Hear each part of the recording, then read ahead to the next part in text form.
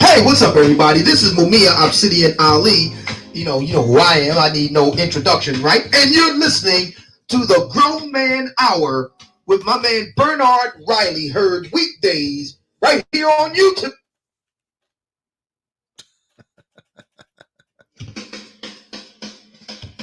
Hey, what's up, everybody? This is Mumia Obsidian Ali. You know who I am. I need no introduction, right? And you're listening to the Grown Man Hour with my man Bernard Riley. Heard weekdays right here on YouTube. What do you think about that? How about that? Now let's get back on with the show. Thank you.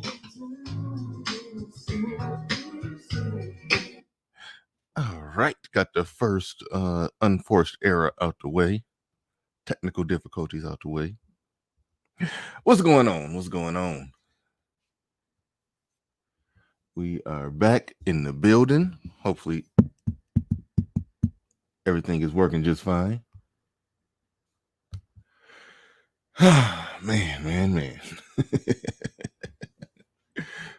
Got a feeling we about to have another good one going on for you today once this thing get going and get popping off. But what's up, everybody, for making it in here? What's up, and thank you to everybody for making it in here bright and early. I see a lot of the usual suspects made it in early.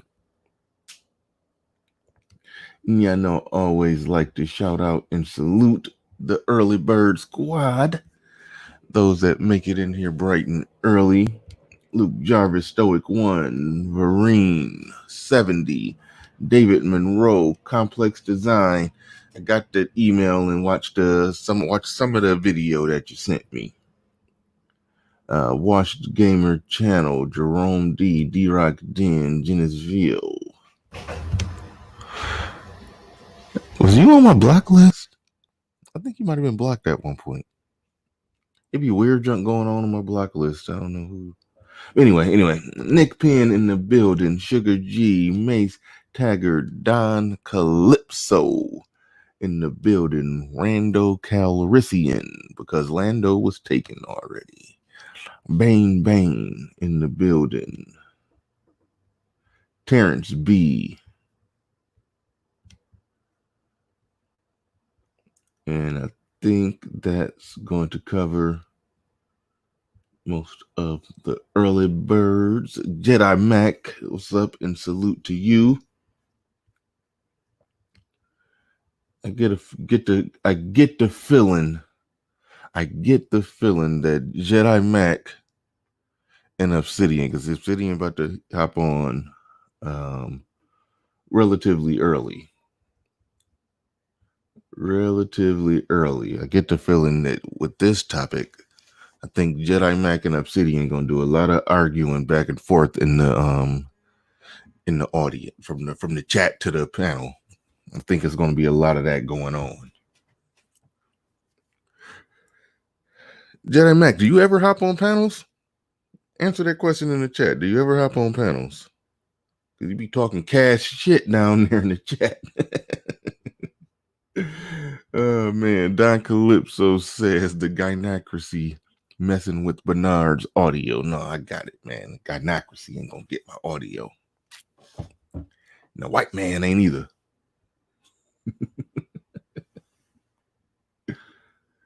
Oh man. But yeah, the title there, women, those that we don't speak of. We're gonna be talking about. I'm gonna be joined by Obsidian real soon. In fact, I meant to put his name in the title, actually. Probably double back and do that. But we're going to be talking about this notion that the Black Manosphere shouldn't be talking about women. Yet when the discussion is about women, apparently the views are really high. Then there are people that do talk about women, but nobody has a problem with them talking about women. Like, let's say, for example, a dating coach. Let's just take, for example, like a Donovan Sharp, even though I know most people say he's not in the Black Manosphere, but when you were a co-host on the Brother Pill, you're connected. He's made his bread and butter talking about women. Nobody ever goes to him and say, why you're talking about women. But then you'll say, okay, well, he's a dating coach. Okay, well, let's look at it like this. I think what it is that some people, they don't like their commentary on women. For example, Angry Man in his last show, I didn't see the whole thing because I quite often will come in late on Angry Man, and because he don't leave his streams up, we know what that's. I'm not even going to get into the history on why he don't leave his streams up, but the Angry Man don't leave his streams up. I wish he did, but I understand. Understand why. Not getting into that.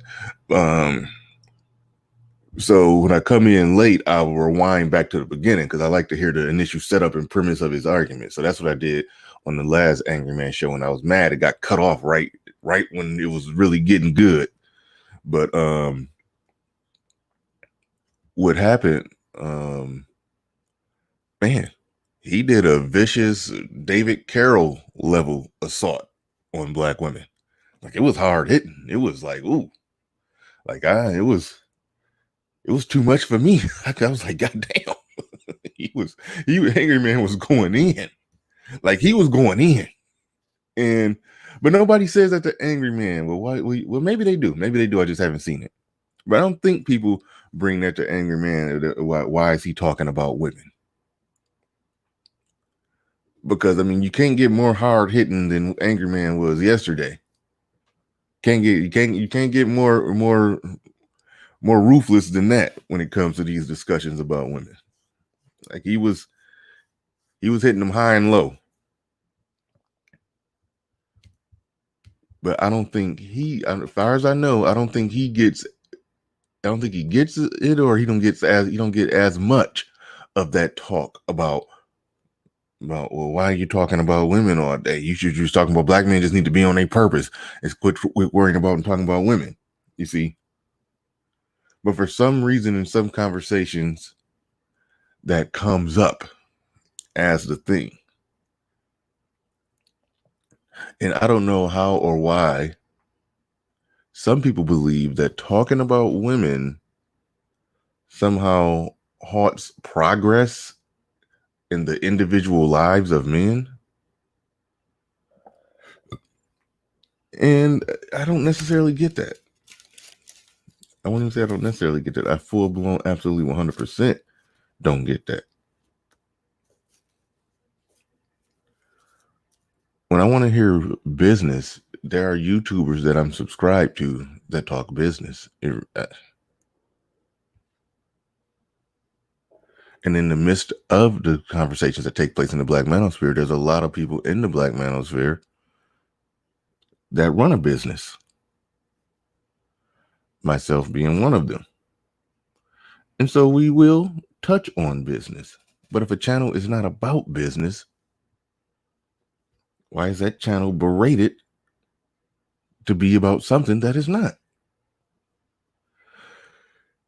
Those are the things that we're going to be dealing with and talking about today. I don't know exactly what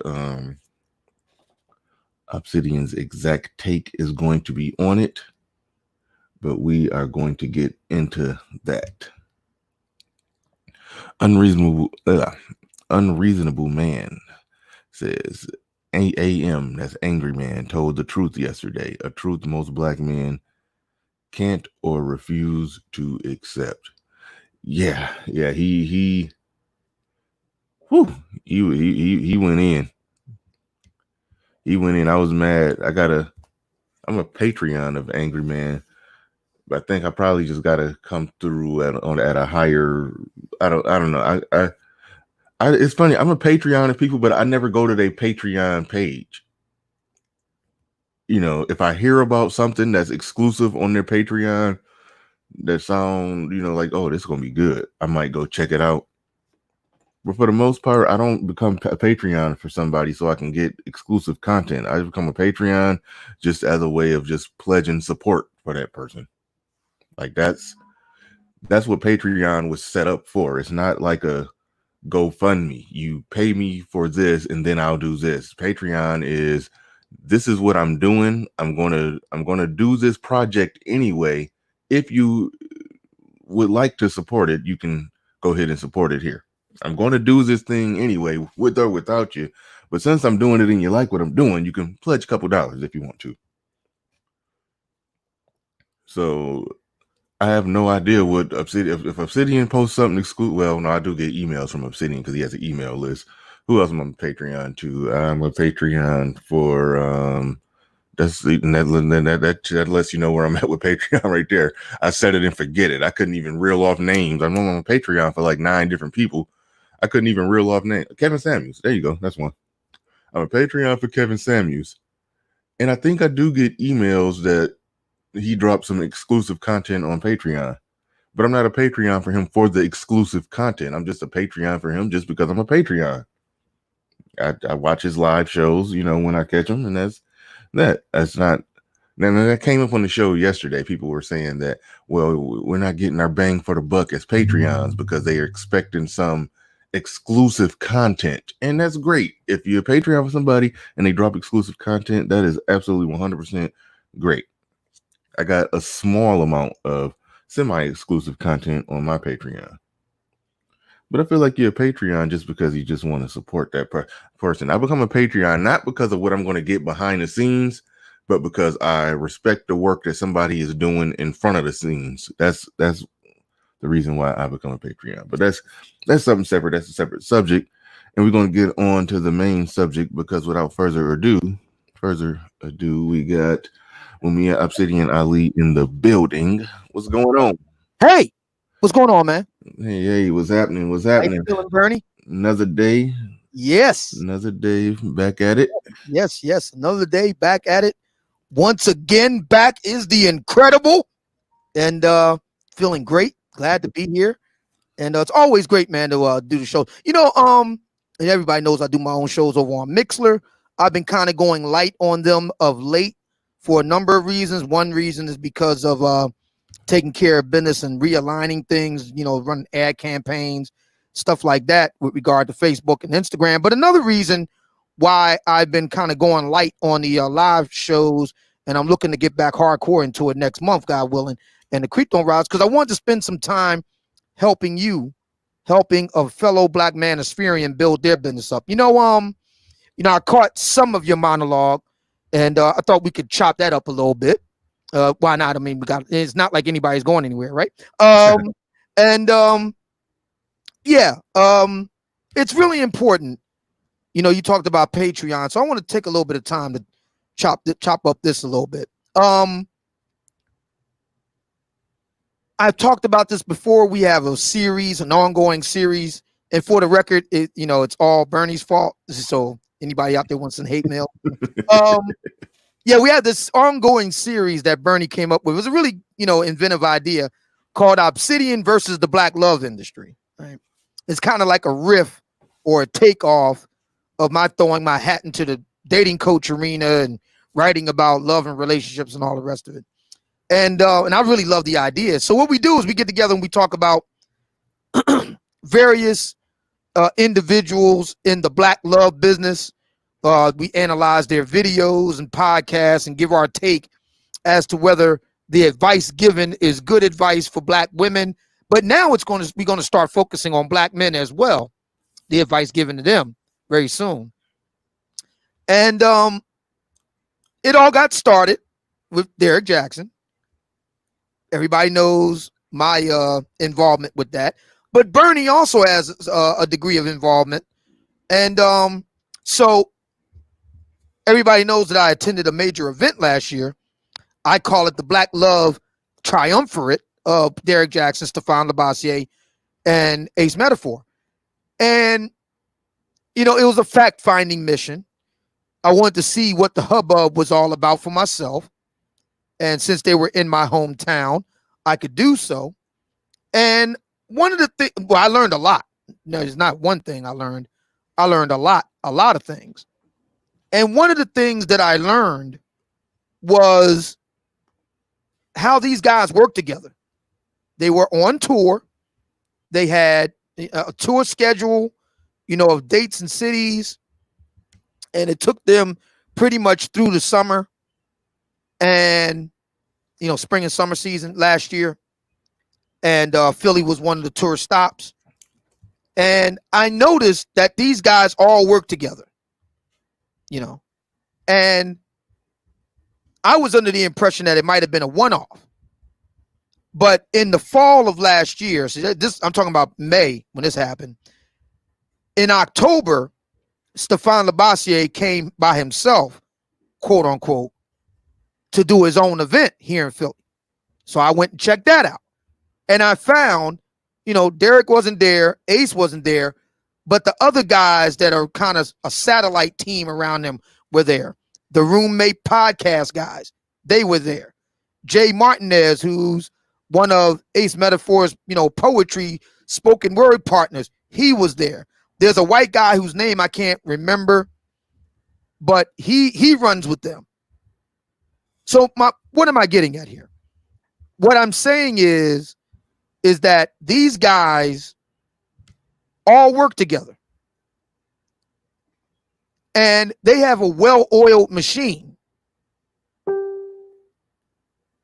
And it's something that the Black Manosphere needs to take seriously. If we really want to be heard, if we really want to make an impact, we got to work together. It's that simple. Being a lone wolf only takes you so far. I'm not saying that you can't get anything done. You can, but that can only take you but so far. If you really want to take things to the next level, you got to work together. And so that's one of the reasons why I'm here with Bernie. I see that he has a lot of talent, a lot of business talent, good ideas. And the Black Manosphere needs somebody like Bernie, a more moderating voice, more moderate, more reasoned, I guess you could say, less advocacy driven, less, how would I say, less zealous, I guess you could say. We need that. Everybody knows I did my show in the morning, but I'm willing to step aside and let someone else, especially here on YouTube, let someone else get into that morning spot. And that's why I'm working over here with Bernie to help him build the channel up, help him get the buzz and everything going. And that's something that the Black Manosphere needs to think more of. Now that brings us to the patron piece. Now I didn't hear everything you said, but I got the gist of it, Bernie. Mm-hmm. Patreon, and you would think we know this already, but we are where we are. Patreon, the idea behind it is that you support an artist's work. Okay, it was originally designed for creatives, artists, musicians, and things like that. But podcasters and content creators on YouTube, social media personalities, quickly found out the utility of Patreon. I might have been the very first early adopter of the Black Manosphere to hop on Patreon. And the idea is that you support the work. That's what a patron does. I don't think many of my brothers understand the arts world. I do. That's one of a lot of people don't know this, but I'm a big fan of the arts, patron of the arts. I have a kind of self-educated history in that regard, like everything else. And the way it works in the art world is, people that are, successful and well-to-do support people in the arts that they like. And, they just underwrite their expenses. All they want them to do is just keep cranking out great stuff. The problem I see with a lot of brothers with this Patreon issue is they don't understand how patrons work. They don't understand the arts world. So this is the reason why the idea of, well, I'm not getting no exclusive content, so I'm not going to be a patron. That's not how it works. That's not how the system works. Now, yes, there are, you can get exclusive content, stuff like that. I don't do a whole lot of exclusive content. And the reason why is because I already do a slew of content. Already as it is. I'm looking for shareholders that's willing to support my work. what do you get? You get, like, for example, every month I put all the live shows and podcasts that I did for that month together in a one folder and send it out to my members. I do that once every month. Just did it the other day for the May 2020 stuff. And that was like something like 39 files and like 3 gigabytes worth of material. You know, I'm already kicking out. And I mean, and when you think about, like, I don't do video. Mine is all audio because it's radio. So you're looking at like close to 3 gigabytes. That's a lot of material. That's a lot of content, you know? So I'm like, you know, I'm supposed to do, you know, more exclusive content on top of that too. I mean, do you do that with HBO or ESPN, which is owned by Disney? And, you know, and so on? Of course not. So I think one problem that brothers are having in the Black Manosphere with this Patreon issue is the idea that you must have exclusive content. And I love what you said, Bernie, that you just support guys that you like, and you don't even keep up with that Patreon stuff. You just set it and forget it and keep on moving. As long as they keep creating the content, you know, on YouTube or wherever they're going to be at, you going to keep on paying. I'm the same way. I don't, you know, look up these guys and say, what kind of extra freebies? Because that's really what this is all about here. What kind of extra freebies I can get? I could care less. I just support their stuff and I set it and forget it and keep on moving. That's exactly how I do it. Same idea. So a lot of brothers have to understand how the patronage system works. You know, you should educate yourself about the arts world, because that will give you a understanding about how Patreon works, because it's based on that model. What did Angry Man say, by the way, if you don't mind telling me, Bernie? Because I came in halfway and you was speaking on Angry Man. I didn't catch the full gist of it. Would you mind repeating it? Oh no, it was just I just used his show as an example of because I was talking about what I mean, it was related to today's show. What he said wasn't related to today's show, but I was speaking about how some people get pushback about why you're talking about women all the time. And I was saying, well, it seems as if some people get that, but some people don't. Because I don't think Angry Man gets pushback for talking about women, and he talks about women a lot. And I was just referencing his last show where he went in pretty hard and tough in almost it reminded me sort of like a David Carroll type of way. Like it was pretty hard hitting, where he was just saying something along the lines of I think the title was Black. What was it?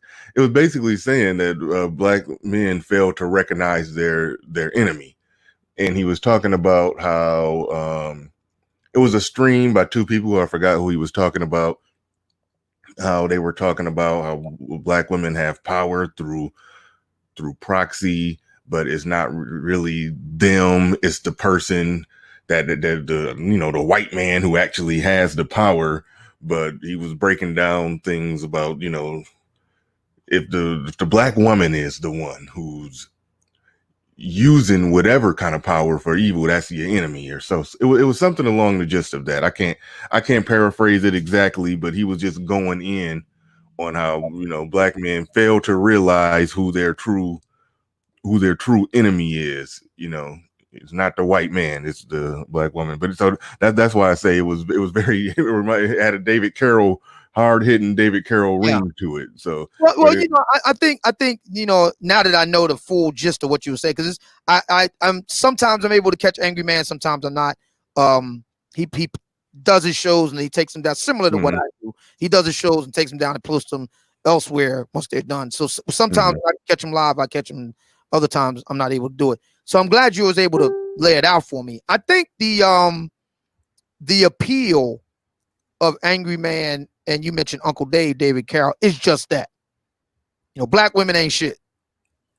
It's kind of like a riff on the black men ain't shit. I think that's part of the appeal, because let's face it, a big part of our audience, you know, has been burned. You know, nobody wants to own it. And that's what the purpose of today's show is. You know, there's a white lady who, interestingly enough, looks like a Karen, and that Karen archetype, complete with the haircut and all. Her name is Brienne Brown, right? And she has a big. She's well known. You can look her up here on YouTube. She's well known for talking about vulnerability. Mm-hmm. And a lot of black men are scared to death of vulnerability for good reason.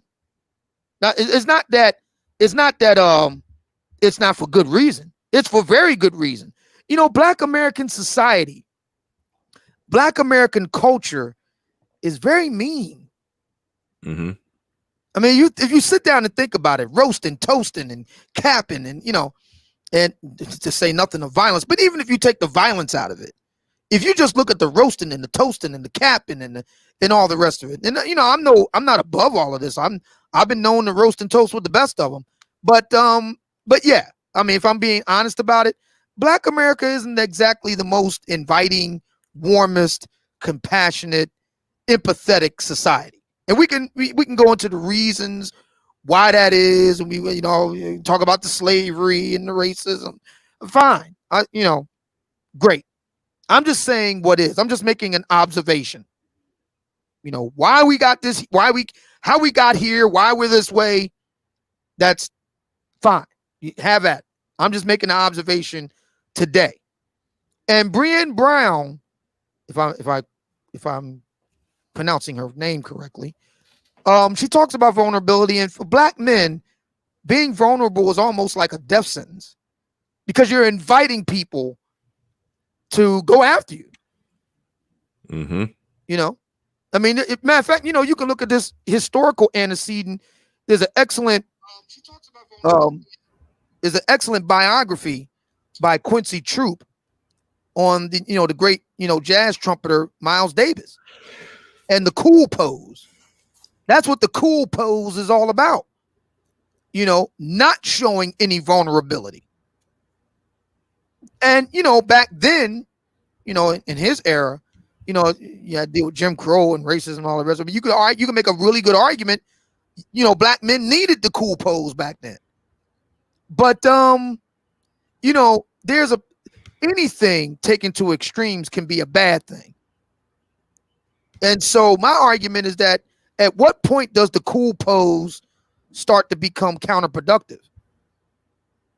And that's an honest question that black men have to ask themselves. And in the context of today's discussion, the appeal of angry, the name, right? Angry Man. The appeal of Angry Man, the appeal of Uncle David Carroll is that a lot of brothers got burned. I'm not talking about these individuals personally. I'm talking about what they represent. I'm talking about their message. A lot of brothers have gotten burned. So, I mean, they're not really interested in any form of reconciliation with black women. I'm not talking about these individuals personally. I'm talking about their audience. And there's a lot of that. There's a lot of that in the black manosphere. And, I mean, what brother is willing to say, she broke my heart, or, she really let me down, or, you know what I mean? Or she cheated on me, or what, you know what I mean? What brother is actually going to say that? See, women in general, Brené Brown is white. Mm-hmm. Let me look up her name. She's white.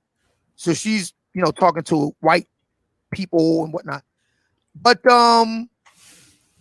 yeah, Bren Brown. Yeah. And women can have power and vulnerability. Women can cry, get, support. Women can bare their soul. I mean, Oprah Winfrey made billions on bearing, her bearing her soul and all the rest of it. Women understand that there's a lot of power in that. If a man does that, he's seen as weak, especially in Black America, because we're a very gender stereotypical society. Why do you think, there's so much angst and anxiety around gay issues, transgender issues? There's all this enormous amount of, anxiety around that, because when you sit down and think about it, gayness or transgender, they they question and upend conventions in Black America. That's a very uncomfortable thing for both Black men and Black women to challenge conventions like that. So I think you didn't say this, but I think I know where you're going with your opening monologue, Bernie, mentioning Angry Man, Uncle Dave, and bringing it to yesterday's discussion. I think this explains the focus, and nobody says this openly, but this is what it amounts to, the focus on me. Because I have no problem with my vulnerabilities.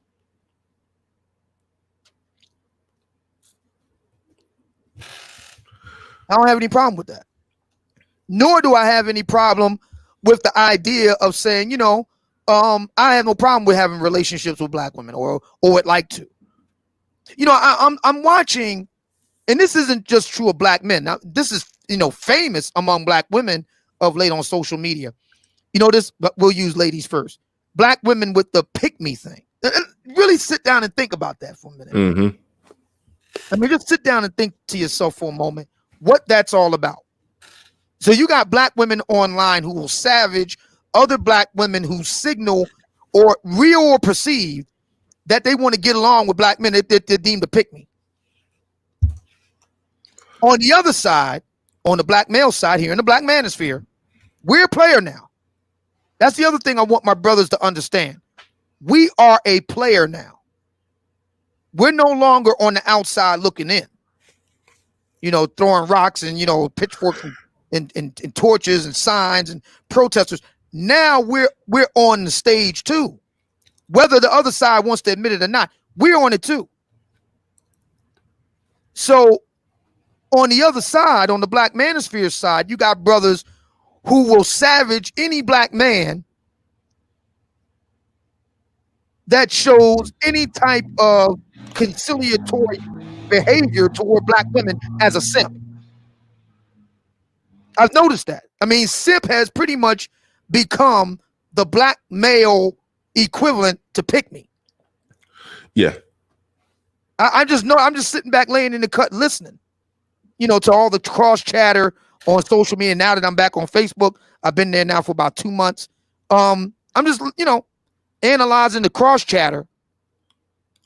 And yeah, simp has become the Black male equivalent of pick me. Yeah, and it gets overused. That's I think that's the main point that you're trying to make. We overuse it. Like, there's nothing wrong. Like, we know our dear friend Twin Man 35. I mean, he's earned that title, put it like that. But then there's sometimes where somebody is just making a fair argument or a fair point about how, yes, with certain Black women, relationships can work, provided that they, operate and conduct themselves like this, or maybe if they were raised this way, or blah, blah, blah, blah, blah. And if somebody, like you said, if they speak in a way that's, open and welcoming, they're tightrope walking on that, they're right on that borderline where they potentially might get called a simp unfairly by somebody. Yeah. And real quick, Jalen Roddy, thank you for that super chat. I appreciate that. And somebody put you on my block list. I had to unblock you this morning I can't remember if I did it this morning or last night. But yeah, somebody put you on my block list. You were not supposed to be there. I don't know, maybe after you got off the show yesterday, somebody didn't like your commentary, they blocked you. I don't know. I gotta get control of the classroom. They be blocking people for no damn reason. But yeah, you're definitely welcome. If you notice you were blocked, please know it wasn't me. I got to figure out who's doing that shit. But thank you for the super chat. And my man Judge Zilla the Beast says, and I still don't know what that is, the EIDL/PPP. Hit the account today. Look it up. You do not have to do that. What did I say? You do not have to have a registered business or LLC. You do need to have proof of a business. The worst they can say is no. I do know what you're talking about. I do know what you're talking about. Right there. That's Well, I think I know what you're talking about. I'm not even going to repeat what you're talking about because I don't know for sure if that's it, but I think you're talking about that. I'm not even going to get into it. It's some money you could get if you got a business during these times. Put it like that. Yeah. But anyway, I think that's what I think that's what he's getting at. I do know about that. Yeah. But, Yeah. carry on. Hang on a second before we go any further. Judge Zilla is saying what now? Really quick. Well, are you aware that the people, man, we got to probably bring Judge Zilla up to talk about that. But yeah, if you have businesses and your businesses have faced some hardship due to the coronavirus, there's loans or grants, loans. You may it's some way out there to get some type of relief money. Gotcha. Something like that. Okay, very good. Yeah, all right, I think that's what he's talking about. Gotcha. Right. All right. So getting back to what I was saying, yeah. So I don't want to, because I noticed the Black American tendency to want to, once you point out something that's true, instead of us just dealing with that truth, what we want to do now is we want to argue how many the angels can dance on the head of a pin. It's a diversionary tactic instead of just dealing with that truth. So I don't want to get bogged down into, which came first, the chicken or the egg, that, simp, a pick-me predated the simp and this and that. No, listen, in practical usage, when you listen to the cross chatter of Black men on social media, Facebook, Instagram, YouTube, etc. I'm talking about the rank and file. I'm not talking about content creators per se. The term simp, whatever its original intention, has now become the Black male equivalent of a pick-me. Yeah. If a Black man shows any type of humanity toward a Black woman on any level for any reason, he's a simp.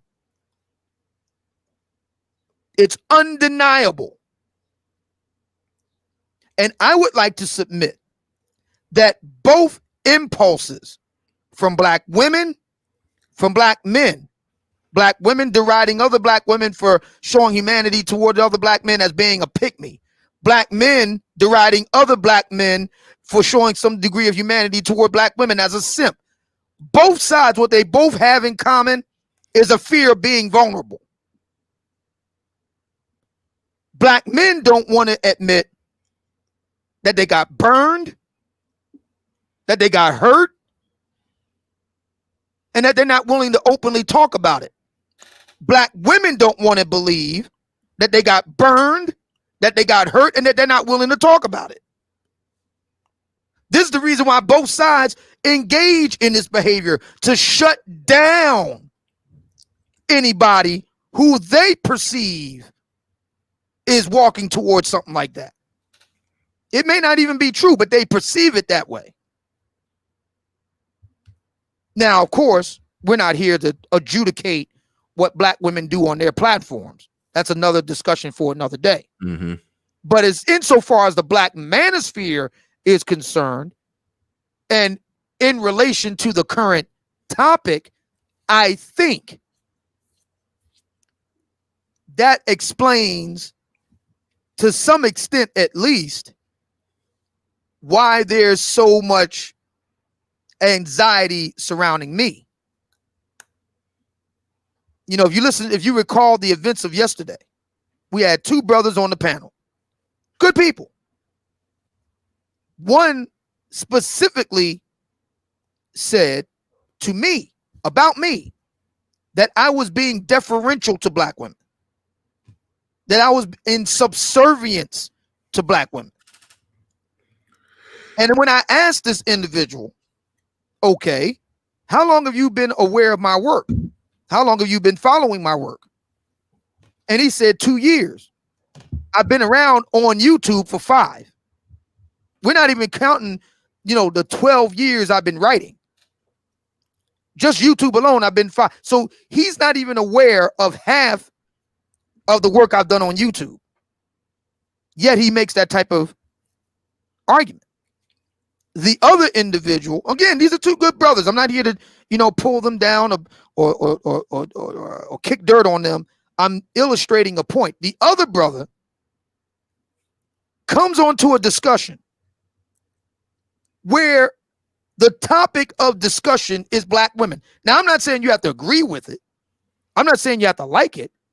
But the brother comes on to the discussion where the topic is black women, in particular, why they won't submit to black men. And he says, y'all guys need to be indifferent to these black women. Not understanding that we're standing on 400 live viewers, averaging 300 plus for 3 hours straight. It's pretty freaking obvious. Black men are here because they want to talk about black women. They're here because they want to hear the panel talk about that. And here comes this brother saying, y'all need to be worried about that. Y'all need to be indifferent. There is something going on here that I find very interesting. And again, we're not here to adjudicate what the sisters do. That's a discussion for another day. But we have to ask, why is this impulse so strong among a certain subset of black men in the black manosphere? Knowing my particular stance. My stance hasn't it's funny, Bernie, listening to some brothers, in the chat rooms and the peanut gallery, I like to call it. And you hear these brothers say, Obsidian's changed. No, I haven't. I haven't changed from day one. I've changed my appearance, definitely. I've changed my outward appearance. Wait, hold your thought on that. On that, you haven't changed real quick. Caesar D1, thank you for the super chat. He says the payroll protection plan. That's what the PPP stood for. Justin March, thank you for the super sticker. Appreciate that. We had some more coming in. I don't want them to scroll up and get lost. D. Anderson says being on Monday, Monday's Tuesday. To all brethren and sister. Oh, he says morning. Brethren and sisterin in the chat. These motto. And let's see who else came through with a super chat. Craig the tech guy says the grown man hour, keep up the good work. And I believe that's it on I knew it was on more Black Uru. He says there's a false equivalency being presented here.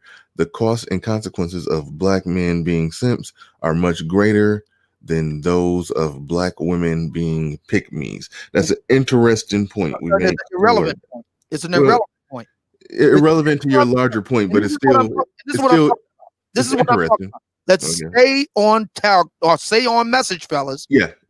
The term simp has devolved because I think that simp started out, on a pretty solid footing, but it's devolved to the point that it is now the black male equivalent of a pick-me. You show any type of humanity toward a black woman, you're a simp.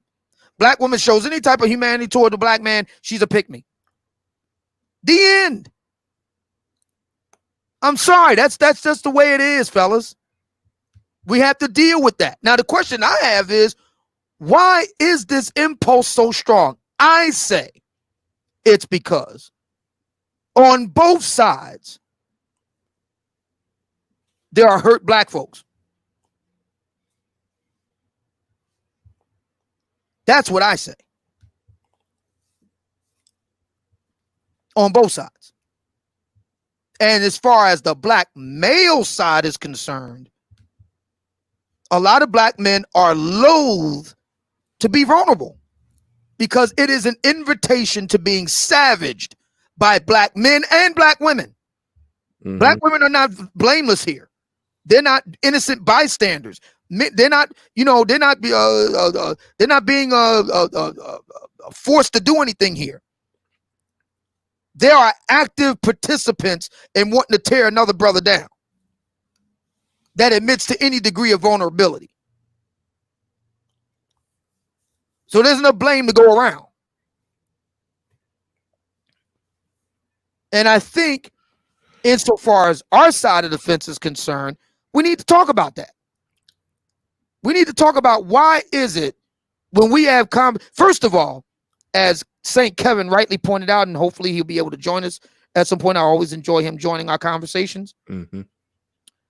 But at some point, he was right in his conversation with one of the brothers on the panel yesterday.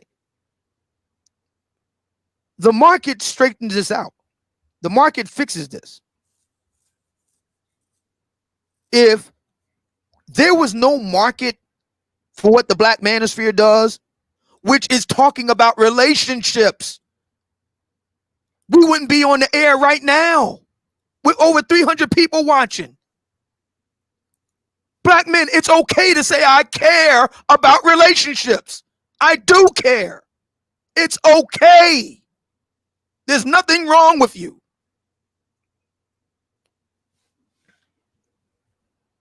There's nothing wrong with you.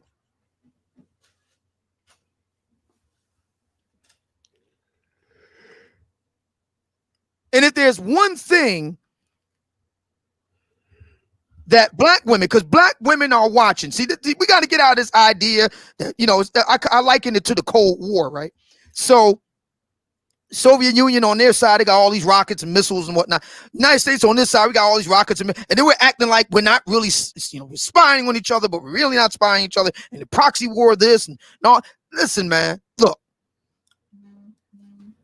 Black women are watching very intently about what the Black Manosphere is doing. And we all know that Black men are hella watching Black women. We watching Man of Noir as much as they are. Stop.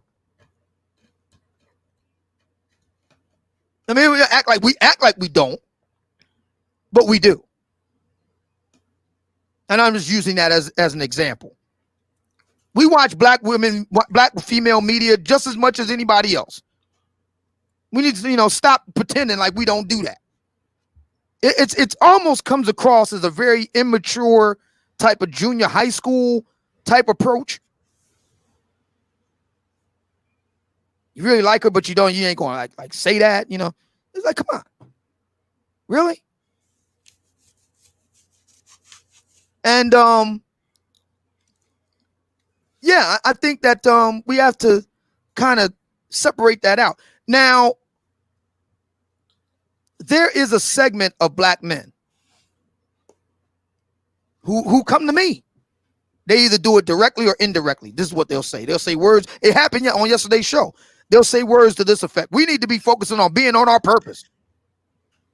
We need to be focused on mentoring the young youth or young men or whatever. And really what they're really saying is, Obsidian, why don't you use your talent? You're a talented guy. Why don't you use your talent to help other Black men? That's what they're really saying. And my response is because that's not what makes me get out of bed in the morning, man. I need brothers to hear this well. I need them to hear this. I know that there are a lot of Black men who never got the kind of development that they needed from their fathers or father figures in their lives. We can't get around this. We have millions of Black men who have never had that in their lives. Kevin works with these guys every day.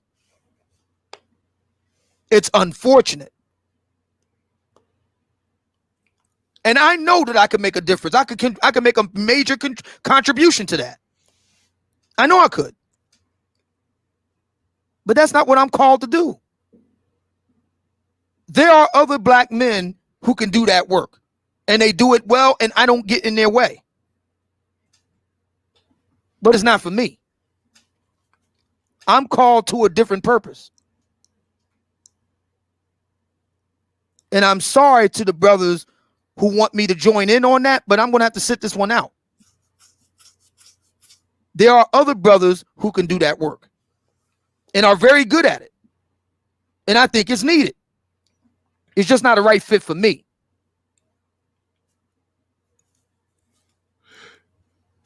Yeah. The bigger problem that came yesterday with Jalen Rowdy, and shout out to him. I'm glad he came up on the panel. He was essentially making that point that essentially the decent men need to fix the indecent, the ain't shit Negroes, or whatever we calling them, however we wording it. He was basically saying that we need to invest our time in fixing them and build and establish a culture, and then at that point, black women will automatically fall in line once we've built the men that they need to fall in line. I mean, it was a long-winded argument. So sometimes it's not even about, oh, Obsidian, you have the talent and ability to change some things or to fix some things. It really that was just a long-winded move the goalpost to the moon, cape for the fuckery that was going on, in my opinion, on that one. But it was also, embedded with the the fix the broken men, and then the women will somehow fall in line. Or it was one of those type of arguments. Well, I think it was both and, because we did have one brother on the panel who directly addressed me. So we can't get around that. I mean, he directly addressed me by name, so there's that. But then there's also what you just said. I've heard this reiteration from both black men and black women over the years, that guys like me, let's just go ahead and just put it right out there. Guys like me who got their head on straight need to be pulling the coat of the guys who don't. My position is, I'll go ahead and say this. I'm a very selfish guy. My position is, nobody gave a damn about me when I was younger. And this is something we're going to talk about later on this week, as a matter of fact.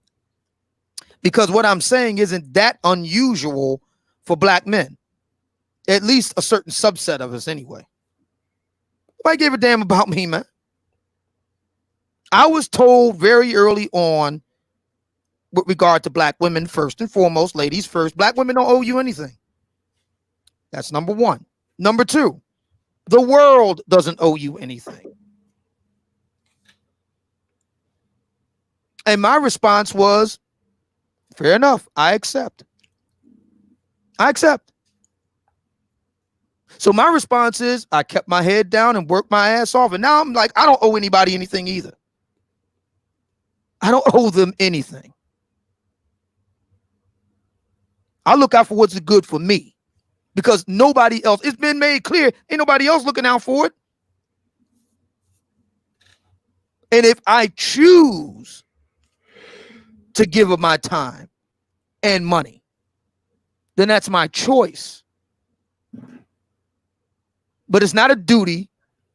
It's not an obligation. It's not a job. I wasn't drafted into an army. It's a choice, and I choose not to. And I know that that's something that a lot of black people have a hard time dealing with, but they're just going to have to take it. They're just going to have to take it. I'm not interested in trying to, reform or fix, the black men that black women love to fucking suck. That's not my charge in this world. I wasn't put on this earth to be the fixer-upper of broken black men that black women love to fucking suck and reproduce with. That ain't my job description. I'm not going to get in the way of other black men who want to do that. Like, for example, we're looking at some material right now of Ace Metaphor, Bernie, and he says of himself that he's a reformed fuckboy. And see, I understand his impulse. We're going to talk about this by and by, not necessarily today, but I'm just bringing it up to illustrate a point. A lot of guys in the black love business are like him, reformed fuckboys, and they kind of feel guilty about what they've done. We've seen this on our side of the fence with an individual who I shall not and who must not under any circumstances be named, else we may summon the Kraken. But you all know who I'm talking about if you sit down and think about it. And he's written books, and part of the impulse is because of his actions in the past and his attempts to kind of atone for that. And I understand that. On some level, I have a degree of interestingly enough, empathy for that. I'm not known as a terribly empathetic person. I'm not very big on sentiment.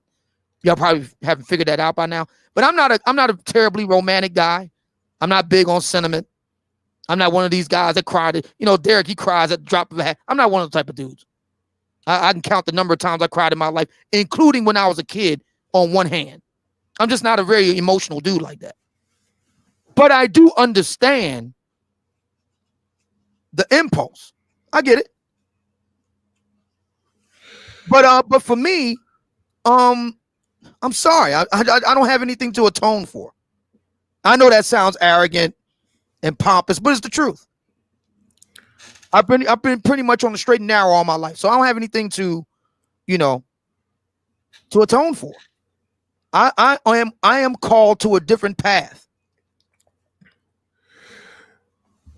Right on. Real quick, slight detour. Machismo 1738. Got to deal with the ridiculousness of this comment.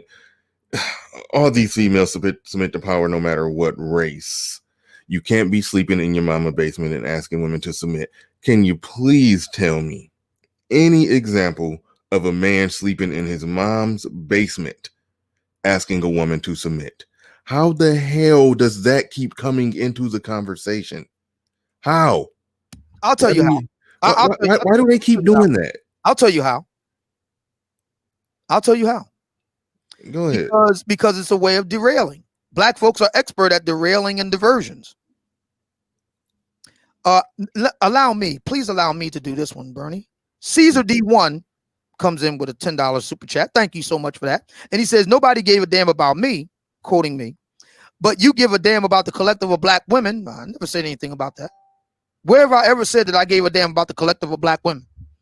But nevertheless, he says you give a damn about the collective of black women. By that logic, could we say that the same black women you are defending didn't give a fuck about you also? I'm confused. Well, Caesar D1, let me help you out. Again, you're not very familiar with my work. Because if you were familiar with my work now going back 5 years on YouTube, you would know that my goal was to foster a real conversation between black men and black women. See, my argument is that what black women have done in the past 4 decades through mainstream and their own media, which I refer to as Black Vagina Vision media, you know what I'm talking about. Oprah, the mainstream networks, academia, entertainment, Essence, and so on, is they've contrived a conversation. It's very contrived. It's a very small group of guys that they handpick. The topics are carefully selected, and guys like me are left out. Now, we're talked about, for example, blue-collar guys. Blue-collar guys are always talked about, almost always in a derisive way. I've proven this 7 ways to Sunday. I've documented it. But we're never talked to. And I decided to do something about that. See, unlike a lot of black men, this is what a lot of black men will do. A lot of black men, I'll give you a case in point, Insecure, the TV show with Issa Rae. I remember a couple years ago, brothers were complaining about how the show was portraying the character Lawrence. Now, I'm not saying that their argument was invalid. I'm saying the way they went about it, in my opinion, was wrong-headed. See, my approach to dealing with that issue was to get with other brothers and make my own show. But a lot of brothers' approach is to get together, talk about it, wine, bitch, and more, and then go to black women and black women's venues and stuff like that and ask them, how come you won't put us on? See the difference?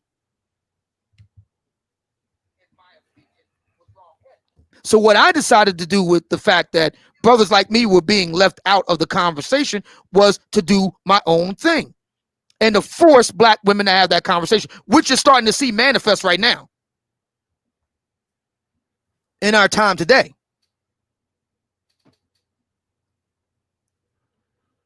All right, what I was trying to get to, and I see, oh, where the fuck is it? I can't find it. A comment, because Machismo responded. I can't find the comment for some reason. I think it somehow it's not showing up on here. But anyway, he says, I know a lot of lazy niggas, Bernard, get the fuck out of here. That what you're not realizing is the question isn't whether or not lazy niggas exist. The question is whether or not is lazy niggas sleeping in their mom's basement asking women to submit to them. That is the question. That is the bullshit that you either don't see or you're pretending not to see, that's embedded into your statement that you can't be in your mama's basement asking women to submit. Like I want to respond to Miss Ebony K. She says, I'm confused. Yes, you are. Black women have always held down black men. Stop looking at media women. But again, you are confused. You don't get it. This is black male media. This is a media conversation. And what it tells me is, as I've proven before, black women don't listen. I just got finished talking about black female media, man. Everybody from Oprah to Essence and everything in between and beyond. This is about media. So if you can't get with that, Ebony, no problem. You can see your way out. Jedi Max says, Obsidian, I was always square as a pool table and twice as green, but I've had pretty good cooperation from decent women. So there's some fallacy with the argument, all due respect. No, it's not. Because we're not talking about Jedi Mac. We're talking about brothers like me. See, if we was talking about brothers like Jedi Mac, you would be right. We're talking about brothers like me. That's what this is about. I decided to do something about the fact that brothers like me, of which there are millions, were consistently being kept out of the conversation. We were talked about, but never talked to. I decided to do something about it. And here I am. All right, I'm about to have to stay out of the peanut gallery because they're getting goofy. They're getting goofy. He said niggas still sitting around talking about women on Instagram thirsting and we don't own shit. There are men of all races who are on Instagram thirsting. But yes, our men who have the ability to build more and own more shit do need to build more and own more shit. That part I agree with, but I don't go to the Instagram thirsting white boy and expect that he's supposed to build Microsoft. He don't got the talent or the skill to do it. That's like, well, here's the thing. Here's the thing with Machismo 1738. Hey, so I mean, you can get involved with that 6 Angry Man project, right? 6 Angry Men. And let me post the link in case you missed it, so you can go back and listen to it. And I look forward to hearing from you. You can form up some brothers and do the damn thing. God bless you. Let me go to Unreasonable Man. Old man taking a big shit on years of his own material. Is this an apology? I'm confused. Well, lay out where I've taken a big shit of my own material. Cite chapter and verse. I'm all ears, Unreasonable Man. I'm all ears. All ears. Now you ain't saying nothing but a word to me, Machismo 1738. I'm a businessman. I've given proof of concept. I've helped other black men be successful. I'm doing it right now with Bernie. So I'm a stomp down businessman. And I've proven that my business model can work. Now, is there room for improvement? You better believe it. You better believe there's room for improvement. But I've proven that it can work. I've proven that it can work. I earn my daily bread doing this. So I'm always down for improving business. I think I speak for you as well, Bernie. Do you concur? I was lost in the chat. I'm sorry. I missed your point. I was no, not at all. I'm responding to Machismo 1738 and his point about us needing to build business. Hey, you ain't saying nothing but a word to me, brother. Oh yeah, you're talking to two people that's building businesses right now. So yeah. So you got any great ideas? Come on with it. I'm down. I'm all ears. We need more brothers that are successful in business. Absolutely. If you got great, I'll give you my idea right now, Machismo 1735 here. Let me address it to you so you can see exactly what some of my business model is. Let me give it to you right now, Machismo 1738. There it is, right in the chat room. I'd love to hear your. Maybe you don't think my ideas are good ones. Fair enough. You give me your ideas. Me and Bernie are both businessmen. We're all ears. You got a better business idea? Come on with it. I'm all ears. When it comes to the business conversation, now look, there are lots of black men who are starting businesses. It needs to be more, and more money needs to be made from it. I think a big part of the problem is that don't get talked about nearly enough is that there are plenty of black people with the skill, talent, ability, insights, and know-how when it comes to starting and running a business. A lot of them are making hundreds of thousands of dollars working for, working high up for Fortune 500 companies. Whatever they're doing for that company, a lot of them, for example, somebody could, for example, JV Dessalines, if I understand her job right, she's a project manager. That's right. She manages projects for big Fortune 500 companies, does all kinds of stuff to, basically tells them what to do with their money, how to do it, and how to make their money. So if she can manage all of that for some white company, she definitely has the business acumen to start her own business and run her own business and use whatever talent and wit that she has to make money for these multi-million-dollar, if not billion-dollar white companies. She could do that potentially with her own company. Now, there's lots of black people out in corporate America who has the ability. I think what it is, a lot of them would rather go and, work for white people and make $200,000 a year than to, run their own shit, build a business in the black community, and potentially have to be dealing with niggas. I think that's potential. That's possible. That's a factor in the equation, because what I don't like is when people start having these, we need to build businesses conversations. We need to build, but it's like they're berating, the worker bee class. It's like, no, there's a certain class of black people who got what it take. And I feel like the conversation is never really zero focused on them.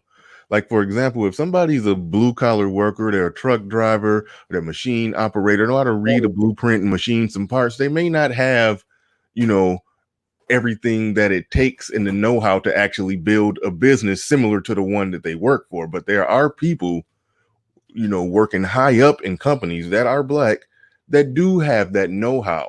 Those that's the business create. That's the job creating class. So I feel like we will quite often berate the worker bee and put the burden of a top 3% on the shoulders of a worker bee. Because even if we build Wakanda today, there still will be a working class. There still will be fork trucks that need to be driven and assembly lines that need to be manned. And the people that are doing that now in broader America, they will be doing that then in Wakanda. So it's like, I feel like the heat is directed at the wrong person. And then I agree with that. I agree with your analysis. But there are blue collar brothers like you and me who do just fine, pivoting. I mean, as actually, oh, absolutely, it's a lot more common than we're willing to admit. I mean, many blue collar brothers like us retire and start a new business.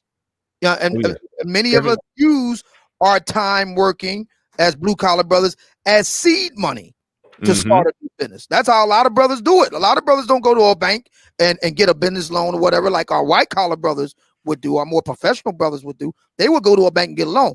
I'm telling you, I know, because I know so many blue collar brothers. Well, a lot of my dad did it like that. You start out working. He worked on the docks and he was a hack and drove cab, and he did, all kind of different odd jobs, saved his money and got his first, truck, got his, basic tools and whatnot. And that, got him started, and he would work on the weekend and all the rest of it. And he built it up little by little until he built it into a nice business where he had a stable he had a team. I remember when I used to be a gopher. I started out working under him as a gopher, unofficial apprentice at 7 years old. Back then I'd just be a gopher, I'd carry his tool belt and 2 bucket of tools, and I go to the store and get the cigarette. Back then they would sell you cigarettes to kids.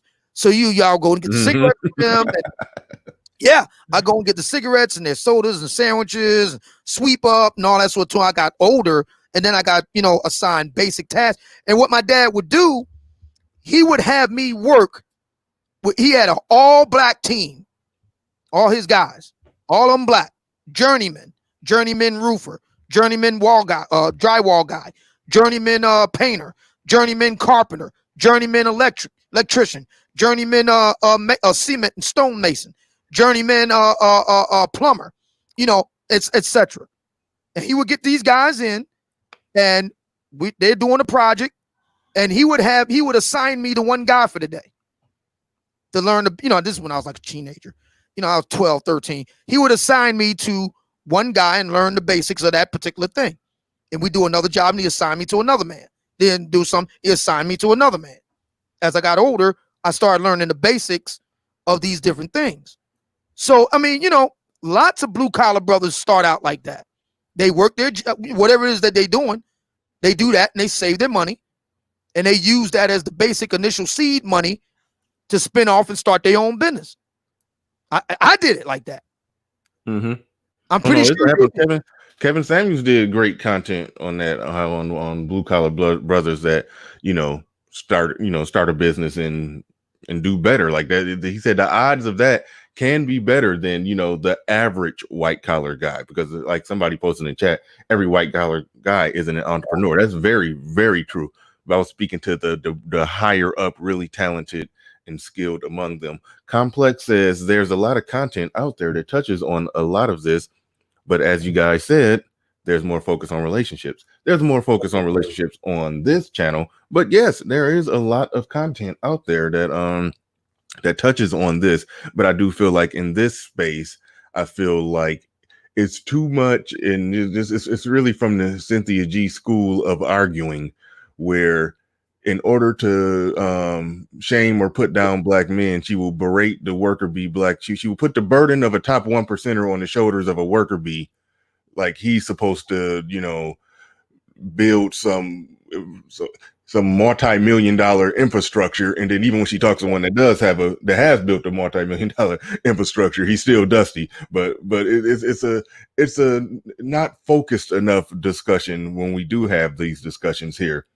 You know, because every guy is not in that class. It's only a really small percentage of men that are in that class where they're building, you know, a vertical business with employees and all of that. It's only a small percentage of people that actually accomplish that. Most people are going to work for people that have built vertical businesses. Well, let me address complex design, since this comment is here on the screen.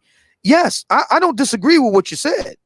I'm not disagreeing with you, but again, I mean, I just got finished explaining that. I mean, I already had all this. I mean, all this is, you know, fait accompli for me. It's not an alien thing. Now I know that there are other brothers that can get that, but Bernie answered the question. There's all kinds of material for this online, and you know, and God bless them. I mean, if somebody wants to make a channel inside of the Black Manosphere that focuses on these things, great.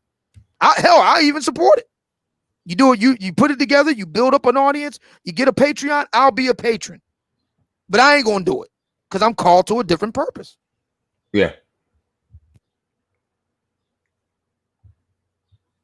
Yeah, that's one thing about this space. I mean, I wasn't there at the very beginning, but my understanding of it, when this thing kind of got started and that ball kept rolling, I mean, when that ball started rolling, I should say, it was about men addressing man issues concerning women, if I'm not mistaken. That's most of what it was doing.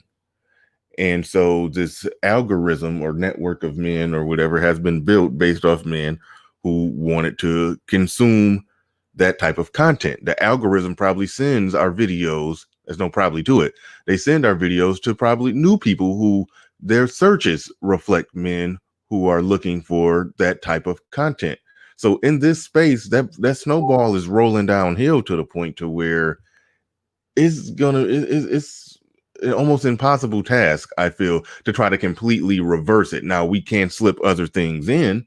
That's why I like, you know, the Black Brain Trust. That's why I like when we got a lot of views in here, but the conversation gradually evolves into a conversation that would be had on the Black Brain Trust. I like for people to get all that information.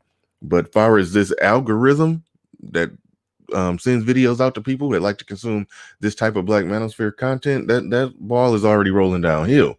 And there are places on YouTube where people do talk about business and all kinds of things, and they get just as many views, just not in this particular sector.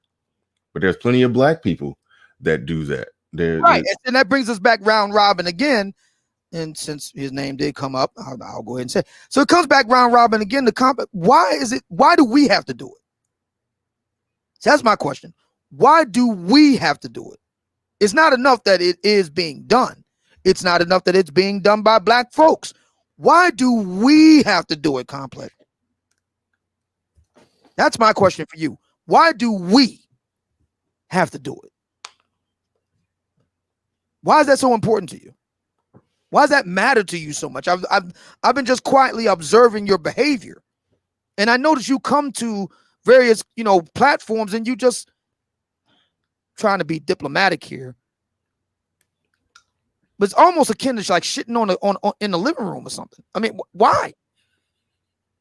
Why is that so important to you? When, as Bernie already said, that content already exists. It's not. It'd be one thing if it didn't exist. I get that. You say, okay, the black men need that, and somebody needs to get together and create. But it is being done. Black men are doing it, but that doesn't seem to be enough for you. Why do we have to do it, Complex? Why is that so important to you that we do it? Why?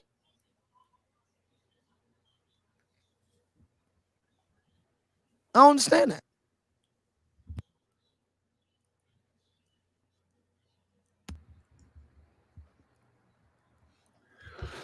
Okay. Information Man. Salute to the Information Man. I think this is my first time seeing him in here. Complex did respond. He said, who said you have to do anything? You did.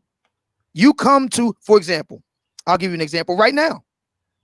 Now, everybody that listens to Bernie for the past, let's say, 30 days knows that Obsidian is here a lot. I mean, for all intents and purposes, this is like a morning show with two guys hosting it. Mm-hmm. Co-hosts, for all intents and purposes. I'm here at least a few times a week. In some instances, I'm here all week. And the reason why is because I had to say it at the top of the show, I'm here to help Bernie build up his channel. And that's just YouTube 101.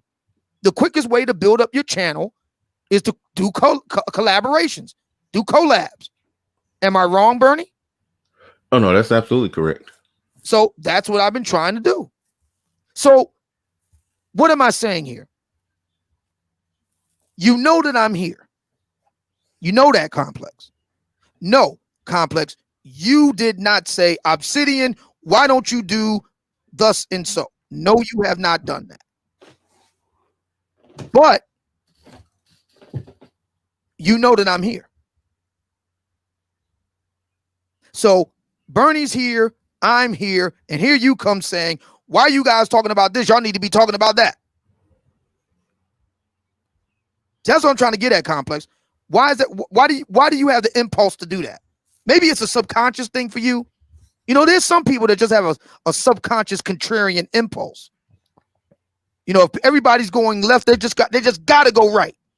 It's almost like Tourette syndrome. You ever see people suffer from Tourette syndrome? Mm-hmm. They just kind of blurt out shit, inappropriate shit. They can't help themselves. Maybe it's something like that.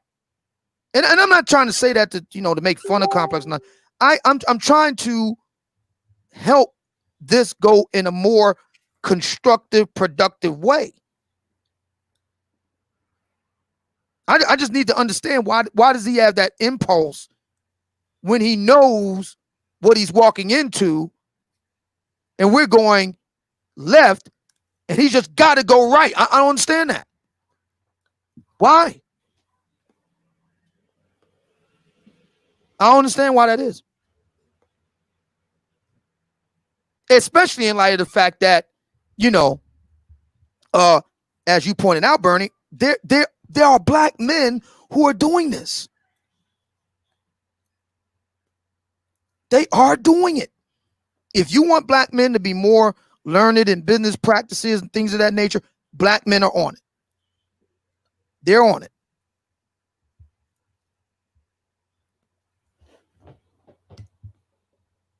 So, I mean, complex, we can get down into the pedantry of it and all the rest of it. But I mean, come on. We all see what's going on here. I'm hoping we can have a mature conversation. Why do you need to come here and be a contrarian? Why? Why does that matter so much to you? Seriously.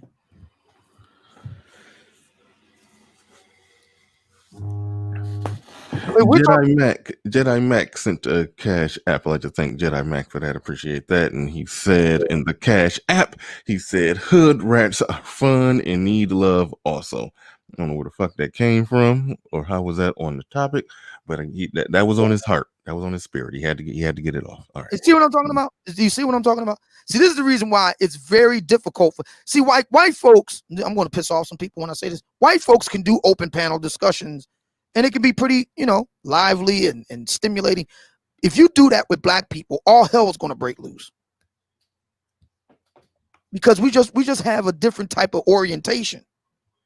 And this is the reason why when I can avoid it, I do. I'm not saying I'm perfect, but when I can avoid those type of dynamics, I do.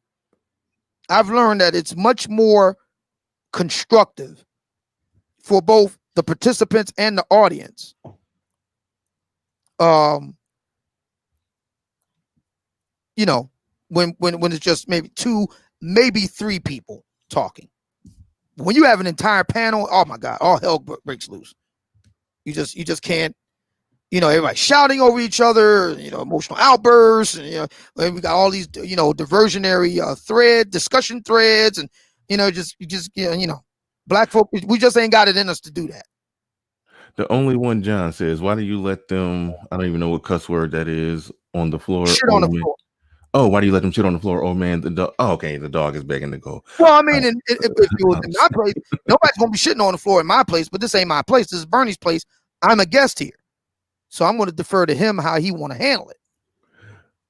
Well, I think we've reached a point. Well, from our Information Man's comment, he said the problem is that when black men are doing this type of content, we don't get credit for what we do oftentimes. I think he's talking about the content on business and whatnot. He said they don't get credit for it. Well, here's the issue with that. It's what St. Kevin said yesterday. And I know a lot of brothers don't want to hear this. Brothers of a certain stripe don't want to hear this. But this is Information Man, and I like Information Man. Matter of fact, I follow him on Instagram, as a matter of fact. But here's the deal. That's simply just not that popular with brothers. I hate to say it like that, but it's the truth. Business oriented, or let me put it another way. Grown man, I know this is the grown man hour, grown man type content that doesn't have some kind of connection to black women just ain't that popular. I'll give you a case in point. Kevin Samuels is very popular these days. God bless him. And I know the reason why. Let's talk about black men first. Because his content has a connection to black women. Looking good, smelling good, you're going to have a connection to black women. At least some degree. With regard to black women, he's a good-looking guy, smooth, charismatic. What's not to like? I'm sorry. Business type stuff and all that standalone, it just isn't all that popular. I hate to say it, but it's the truth. You're going to have a very hard time making a business among black men talking about business in a social media place like YouTube. You're going to have a very hard, and I would go so far as to say Facebook too. Notable exceptions notwithstanding. They will be the exceptions that prove the rule. Boyce Watkins doesn't do that well with black men. His audience is overwhelmingly black women. And the vast majority of his content is not black business content. It's gossip content. If he had to focus just on black men and deal with nothing but black business issues, his stock would fall like a rock. I hate to say that, but it's the truth. I don't like saying it. I'd rather it not be true, but it doesn't change the fact that it is. For whatever reason, we, have at it. But for whatever reason, black men just ain't that interested in business like that. I think it could be some layers to that. I don't know if there's a business channel by, let's just say, a Hispanic guy who only focuses on Hispanic men. It could be argued that that's not good business to just focus on one demographic, one racial, gender. So you gotta be broad when it comes to business. You look at Damon John when he does something, anything on YouTube or Facebook or anywhere, everybody's there, people of all races. So it's kind of hard. I mean, at least I don't see that. Like, okay, let's take a Erica Williams, for example. And I don't know if she goes live and how many people she got in there when she goes live. And I don't know the ratio of men and women. Maybe you know that, maybe you don't. I don't, really. I listen to Erica Williams when she comes on O'Shea and when she goes places that I, quite often go. Erica Williams has in terms of what we're talking about right now, she has a relatively small audience. Okay. So yeah, the people who I think that have really big audience when it comes to talking business are people that are practically famous for business. Like I mentioned Damon John.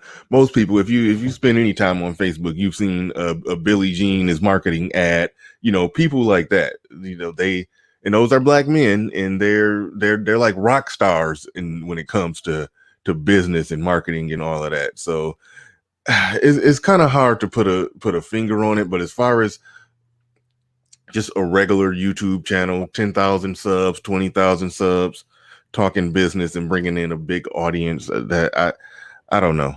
I don't see that. I do. And we're going to prove it right now. Gabe A, thank you for the $50 super chat. Appreciate that. He says, I would say that these productive business and occupational conversations are happening more often in this space. We walk on O'Shea's, meaning O'Shea Duke Jackson's channel, almost every evening on the Hall of Game. That's true. We barely even mention women. Okay, now that's a perfect case in point. And me and O'Shea, we talk every day. So I talk to him about this. O'Shea can talk about Rashida Strober, Irene Yvette, Cynthia G. He can have a rumble with any one of these black women participating on it. And we'll get over 1,500 live people watching. I've seen him do it. The money flowing in like I don't know what. Hall of Game, I've personally watched Hall of Game shows, that he does. Because I personally like the business conversations. I ain't seen one yet crack over 300 live viewers. We get more than they do. That's proof of what black men's priorities are. I'm not making a judgment one way or the other. I'm just making an observation. Black men's priorities are black women. Yeah, no, I mean, it's definitely truth in that, but all I'm saying, if this whole algorithm of black men was built on talking about women, so it shouldn't be a shock that people in this algorithm that get these feeds for these videos enjoy conversations about women. It's like if an algorithm was built on talking about, I don't know, puppies and kittens, it shouldn't be a surprise that people show up with that group of people show up with greater numbers to watch videos on puppies and kittens than what they do to show up to watch videos on the stock market. So it would probably be a bad argument to look at that and say, we can tell that, white women don't like looking at the stock market. Well, it is for this reason. If white women were saying the things that some black men say in these spaces, if they were making an analogous argument, then we could use the argument, the grumpy cat argument. We could use that. But they don't do. White women don't do that. We got black men saying, "Wow, y'all need to be talking about this and talking about that." Well, there's no support for it, man. I'm sorry, there's no support for that. So you got to understand, we're still businessmen too. We still got to make money at this. Speaking of making money, let me read Caesar D's super chat. Let me read all these super chats before I lose them because they go up and then they disappear.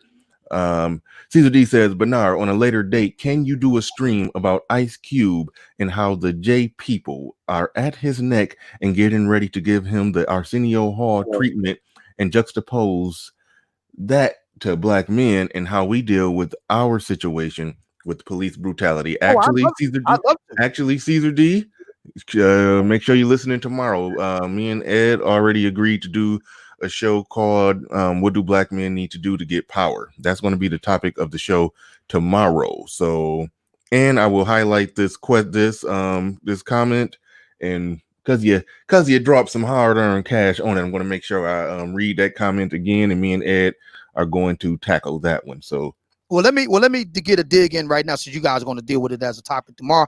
Let me go ahead and get a passing dig in it. We're dealing with another topic. wait, Yeah, hold your thought on that, because I don't want to lose these super chats real quick. Let me see. Let's see. Remington Rushlow says, I'm going to stand in front of the mirror and say his name 5 times just to see if he appears. ARC. uh-oh. You don't want to summon the Kraken. Yeah. Oh damn! I'm the wrong light skinned nigga. Oh, Judge showed up.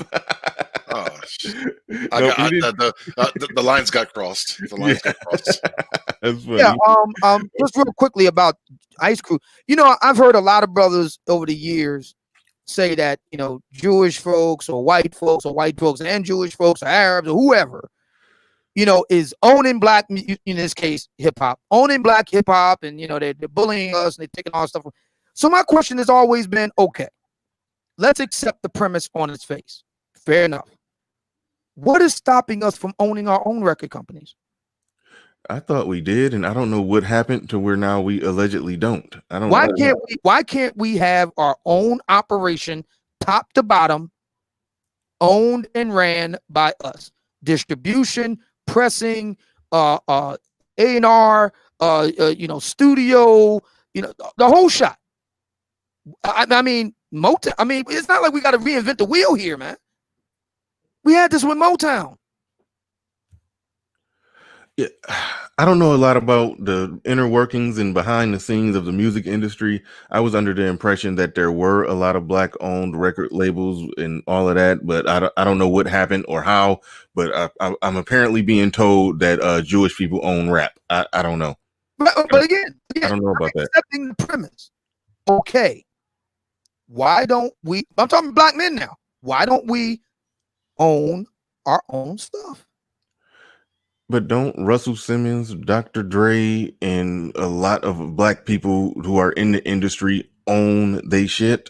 I'm not even going to try to adjudicate it. I'm just going off of, because I saw stuff in passing, and you know, Jedi Max says Dame Dash and Irv Gotti tried to do that already and start the distribution. You see what happened? What happened? I mean, yeah, I hate when black people do that. They already tried that already, and you know what happened. Hang on. But the Jewish folks come and, you know, hold a gun to their head and make them stop. I mean, what happened? Yes, that's what I be trying to figure out. What do you mean? And you see what happened? As if Joe Pesci came in there with a baseball bat and took it to Irv Gotti knees or some shit. Like that ain't like. Anyway, Gabe, hey, thank you for the super chat. They came in and beat him with menorahs. Yeah, and we got information man in the building. But real quick, I gotta get through these super chats real quick. I sometimes when the conversation get intense, I end up not reading super chats, and that's not right. So, well, I think you already read this when he says, I would say that these productive business and occupational conversations are happening more often in this space. We rock on O'Shea's almost every evening on the Hall of Game. That's right, you did read that one already. Yeah. I got a couple more, well, more than a couple more come through here. Sick Lid, thank you for the super chat. He says, Moist Watkins is phony. Caesar D came through with another one. He said, when black men get upset about, who is PB? Publicity? I don't know who PB is. When BM get upset about PB, we are seen as being emotional weak men. When J people, I'm assuming that's gay people, get upset. Police brutality. Police brutality. Oh my goodness. They get upset and they get at your neck, but they are not seen as getting emotional or weak. They are seen as flexing power. That is a good point. Well, I'll tell you why. I'll tell you why. And a lot of brothers are not going to like what I'm about to say. Jews are very smart. I'm going to say it again. Jews are very smart. They work together. They organize. They pool their resources. I'm sorry, black men aren't very good at these things. And it's not that we can't get any better. It's up to us. You know, I'm looking at the people in the chat room talking about, yeah, they had production deals and all the rest of it. Okay. So what do we learn from the past so we don't repeat it, my brothers? What do we learn from this? I mean, you either believe you can do this or you don't. And see, I'm hearing a lot of brothers saying, I don't believe we can do this. And that's completely different to my orientation. See, I have a can-do spirit. I can do it.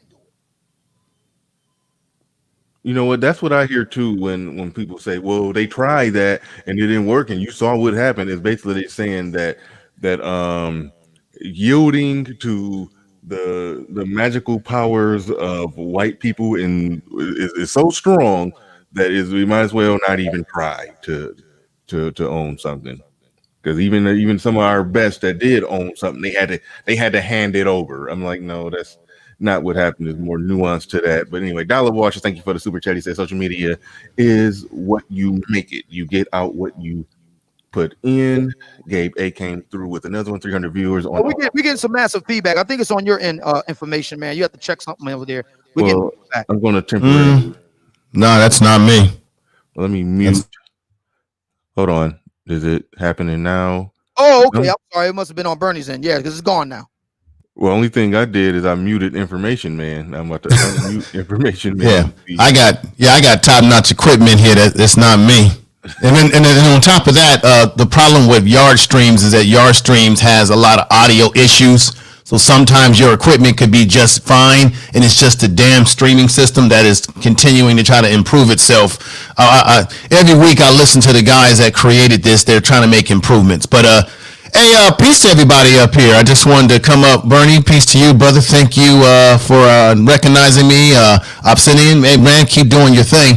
But I want to clarify something I said. When I put that statement in the chat, what I meant is across the board, I think black men don't get the credit that we should get across the board, no matter what kind of content that we're doing. Across the board, I don't think this society, and a lot of times our own people, because we're so self-defeating in so many ways, because it's a mindset that we have. We got to get out of this mindset. Every time a black person wants to venture into something new in business, we got Negroes having that scared plantation mentality about themselves that say, oh, we can't. And that's what holds you back. Your fear is your biggest enemy that stands in the way. That's when you look at yourself in the mirror. You are the problem, yourself. Instead of getting on board and supporting brothers that are doing something and saying, hey, you know what? If Obsidian can be successful on YouTube, or Bernie can be successful in what he's doing in business, or what have you, I can do it if I follow the blueprint that these brothers are laying out. Why don't we just unite around that? And I think brothers who have this attitude that we can't this and that, you got to get those type of brothers and people away from you, because they're like a disease that fester around you with this negative energy, low vibrations. No, yeah, definitely. I think you might have good points on that. Oh, well, go ahead, Judge, if you want to go ahead and no, I was saying on that. Hold on, real quick. Let me just shout out a couple more of these super chats real quick. Fatal Dose, thank you for the super chat. He said, Puffy and Dre are labels, not distribution. Jalen Roddy says, like I said yesterday, Obsidian, we don't have a strong culture that prioritizes ownership of ourselves, business, etc. That is true, and I can rock with you on that. The only problem that I had is that you was caping for the fuckery of women, saying when we get the culture correct, then the argumentative, combative, bitchy, disrespectful woman is going to go through a metamorphosis and turn into a Disney princess. No, I don't believe that's how it works. She's either a good person or a bad person, regardless of the guy she's in a relationship with. All right, moving forward on that one. Let's leave that argument in the past of yesterday. Blackfoot, thank you for the super chat. All right, Judge Dilla, you've been waiting patiently. Go ahead. You got the mic, brother. Fire away. No, I just again, I put the super chat in there. I just want people to know and understand that there are opportunities. They are handing money out. Is it going to get handed to everyone? No. But the PPP paycheck, the payroll protection program, and the EIDL, right?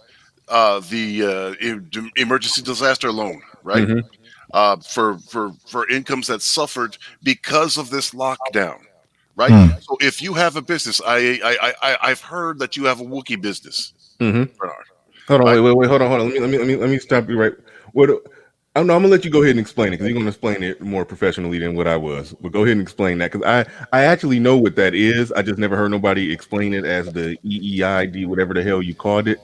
I actually now I'm talking and now I'm explaining it. I actually did get some money for that. Now my my lady, she's pretty smart and knows how to research stuff. And we were talking about how you can get some money for that. And I was like, bullshit. I was like, okay, if that's possible, you do the research, look it up, bring the shit to me, I'll fill it out, and then send it off, and we'll just see what happens. And 2 weeks later, yeah, I did get some money. I did get some money for it. I didn't even know what the shit was called. I didn't even know what it was about. I just know I did receive it. So when you've been posting that and you've been saying, what is it called? The EID, what? The EIDL and the PPP. The Hmm. EIDL and the PPP. I actually did get in on that already. Okay. So that's why after I read it, I was like, oh, wait a minute, that's what he's talking about. But I didn't even know that's what it was specifically called. I knew it was called I wasn't calling it its abbreviation. That's why I didn't know what you were talking about. But yeah, but go ahead and explain how it works because a lot of people do need to get Yeah, on that. it's And the thing well, is, yeah, you're right. You don't even have to have an LLC. You don't even have to have that much proof that you got a business. I mean, exactly. So here's the deal. Okay, there's two different programs that I'm referencing here. One is the emergency disaster relief income relief, right? Loan, right? That's a loan that you can use as working capital. Both of these programs come through the SBA. So what you do is you go to the SBA portal, you apply. They're going to contact you probably in 2 to 3 months, right? And they're going to get some confirmation information, right, about your business that was in existence prior to the COVID response, right? Because obviously, if nobody's working, then nobody's likely buying your products unless mhm. it was toilet paper or hand sanitizer, right?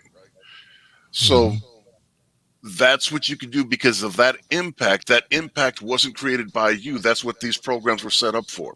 Now, the PPP is the payroll protection program. That is another loan slash grant that 75% of that, the money that you would get from that, needs to be spent on payroll if you have employees, or if you have salary yourself, or if you hire independent contractors. So, and that 75% of that money given will be forgiven come tax time. Okay. The other 25% you could utilize as working capital. You see what I'm saying? So these are things, and again, you don't have to have a business registered with your state. You don't have to have a license with your state. You don't have to have any. All you do is have to confirm these things. They don't. They may ask for a Schedule C, but if you don't have a Schedule C from your 2019 taxes or your 2020 taxes, uh, you could just provide them with income statements, profit and loss statements, and they will literally take a spreadsheet print, right? A screenshot of your fucking, pardon me, a screenshot of your a screenshot of your spreadsheet from Excel or off-brand spreadsheet. You can qualify for these things, and these things they're going to utilize. They're going to pay you out money into the tune of how you were impacted for an amount of period of time for 2.5 months worth of what was what income was what your losses were projected to be or actually were from the onset of the COVID response. So it's out there. Like you can be an Uber driver, you can be a DoorDash driver, you can be you could be a notary. You you know like like you like It's better if your business has been registered. It's better if you have a Schedule C, but they're not necessary. I'm telling you this. I know this point blank. You were talking to they gave a significant amount of money to a felon, a convicted felon. Yeah. One of the things that I pull from that Hold is on, real quick, because I wanted to say this. I was on mute for a while. I was talking and didn't know y'all couldn't hear me. But with Prophet of Thought is saying he's right. My wife got it. She only has one employee. I have no employees, and I got it. And so I don't want to tell on myself because I invented some employees. But yeah, it's they not real strict about making sure that you got every I dotted and every T crossed. Like anybody can get. Like I do know a couple people that have got that, and they barely got a business. Like, Let me explain again. The I EIDL mean, is a loan. Therefore, but it's a loan with terms of 3.75% interest that you do not have to begin making payments upon for a year after reception. mm-hmm. So you can work with that money for a year, and then depending on how much money that you get, there's a payment program that starts. It's a 30-year loan, right? Now the PPP is on the same basic terms, with the exception that it's a forgivable loan. 75% of it is forgivable if it's utilized for the purposes that it's stated for specifically for paying employees. Go ahead. You got yeah, it. because I don't mean to be rude, but honestly, if they care about like that's great information. If they really gonna take action on it, they can replay literally what you just said in the last 2-3 minutes. And that speaks to like what I'm about to throw this out here right now is the fact that folks got to be prepared to take advantage of these things. At least prepare, and part of that is understanding if they're out there and then going after these things, like learning about these things. Because here's the thing: even when you look at the stimulus check, everybody ain't in the same situation. Everybody is not in the same situation where their work is just completely disrupted. For a lot of people, that money doesn't even need to be spent. Or for a lot of people that necessarily doesn't know about the PPP and the other thing you were just talking about, if they got a business, that's something that can go to maybe something that they were trying to do that would help them in their business, which obviously you're saying is not necessary because of that. But even if this comes and goes, I'm not gonna say always, but every once in a while there is an opportunity that if you are ready to take advantage of it, you can take advantage of it and really hit the ground running. But what happens is people let these things come and go all the time. And it's not just this. Even when you look at the rise and fall of Bitcoin, like people don't have like the money necessary to where they can flip something and take advantage of those short-term opportunities. And then whenever somebody wants to go and talk about doing something like what Information Man was talking about, you always have these Negroes that want to be contrarian. They don't want to be constructive because it's one thing to say, keep in mind about this, this, and this, but still do what you need to do versus saying, oh, I can't do that because of white supremacy. I was just in an argument with somebody on Aaron Ferris's channel, Black Men Travels, and these dudes, they swear to God, you can't, if you don't go overseas, you can't do shit in the United States. And if you actually listen to the shit that they say, like it's damn near crying, oh my God. And then you come to find out they in New York or they in here. And I'm like, I know people in New York that's doing shit. But New York is the only place in the United States that you've been. But you want to tell me, I'm in North Carolina. Why the fuck you in New York when cost of living is a lot less? Come on, man. And so people can't get out of their own bullshit. And they sit there and try to, project that shit on the other folks. Brother Edward, what's going on, Brother Anderson? Yeah, what's up? What's up? I just want to say it's just once again it's a mindset that we got to get out of. We holding ourselves back in our attitudes. There are too many black men out here that are doing successful things that, like I said again, don't get the credit that they deserve. There's organizations. I'm a member of Alpha Phi Alpha Fraternity Incorporated. And we do a lot of incredible things out there that we don't get the credit that we should be getting because in this society we're always marginalized and put to the back burner, and then the fuckery of what they want to present black men as being, that's being pushed to the forefront. Once again, you need black men of like-mindedness, who have goals and objectives, and you just take the ball and you run with it and get everybody out the fucking way. Simple as that. But and Yeah. look, I'm sorry, real quick, No. and then I got to get back to work here real quick. Again, look, we have to. Here's the thing. Yes, the PPP is going through some congressional oversight issues. They've just issued new guidance, but again, that guidance may change.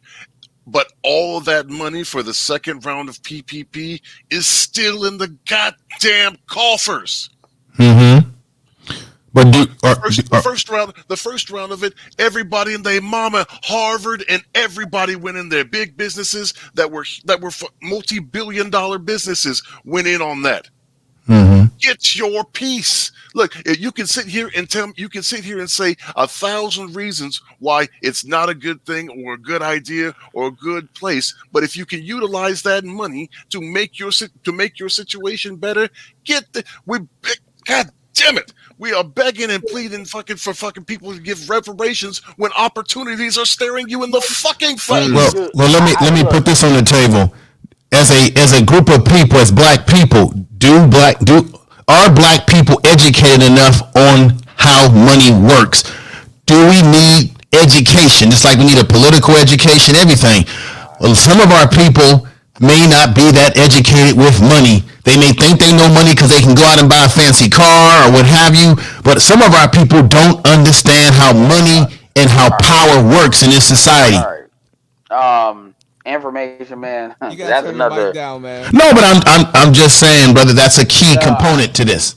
No, No, the mic part too, but I'm just saying, like, that's another thing that I got into a bare knuckles brawl with too, is this argument of education versus culture. Okay. And this is part of like what Judge is saying. Like, Judge is repeating something over and over, and I get the passion behind it because I'm like that when it comes to NACA and certain programs when it comes to home ownership, right? Right, I understand NACA. how hard it is to get an initial down payment. And by the way, just to be fair, when I was getting a loan, it was a black woman that turned me on to NACA. You know, so like I said, information always passed, and I used to do that when I was in the Uber car. My thing is, there's certain people that will hear what Judge is saying, and then they will get excited. They will hear that one time and do all the research they need to do, and they heard Bernard confirm it, and then they will get it just because Judge said that. But there's a lot of other people that's gonna go in one ear and out the other. There's some people that's hoping the Judge repeated that. Say, okay, now I got the information. And so when it comes to education, yes, education is important, but information, man, a big problem of that is culture too. Okay. And it's a difference. Like, I'll say this because this is one thing I didn't say. I'm willing to see the education stuff on folks that are like, young folks, but we'll say 25 and under. Now we'll play they don't know. That I'll give you that. And even the younger you get, the more I'm willing to acquiesce to that. But at the same time, it gets to a point when you're dealing with folks just like 30. Part of it is not that they don't know, it's that they don't care. Like, let me tell you something about financial power.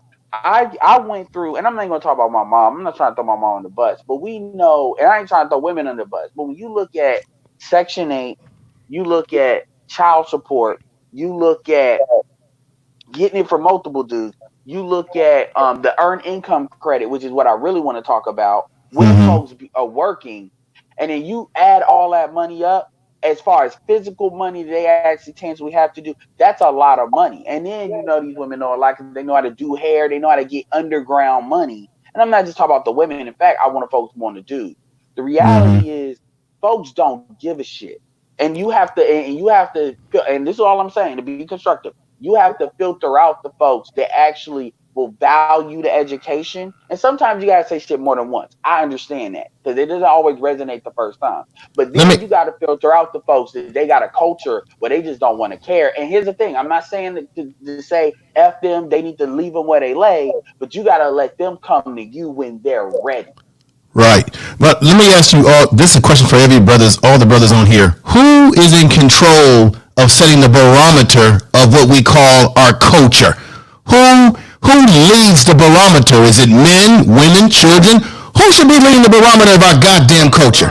Well, who Information man, you should got be to or mic who up. are, who is? Those two different questions. Hold on. This is my take on that, and we kind of touched on this yesterday. In a free country where people are spread out and doing what they want to do, that's almost not even a question that can be. Whatever the answer is, it's hard for it to be applied in a meaningful way because True.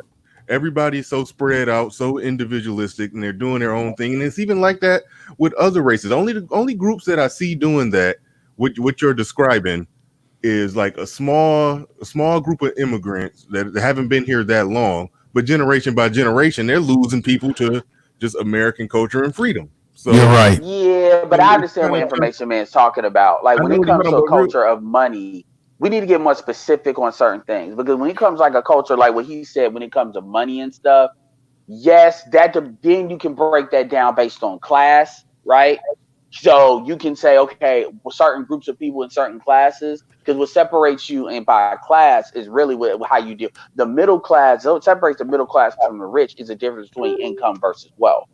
Rich people thinking wealth, even if you don't have necessarily the money rich people have, like even if you're making, like let's say you got two people making $80,000. One person works in corporate America, the other person has his own business.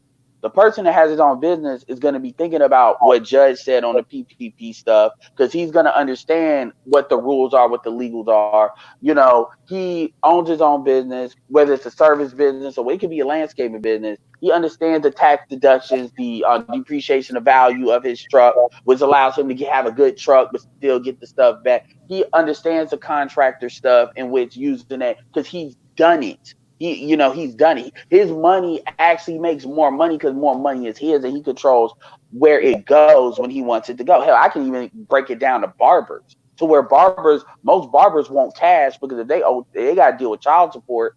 They know if you give them cash app, then that can be tracked. Trust me, I know because I've been told. I've been scolded about that. And these are not folks that don't do they stuff, but even our barbers, they make about $1,000 a week if they know what they're doing. They got a good clientele. Those are actually small businesses. So my point is, and by the way, those are probably businesses that low key could take advantage of what Judge is talking about. So it's not necessarily an intelligence piece. It's do you care about this and are you excited about this? This is why when you look at Glenn and Cameron from Hustle Kung Fu, Hall of Game, it's a lot of black, because let's be fair here. It's easier to talk to black women about business shit.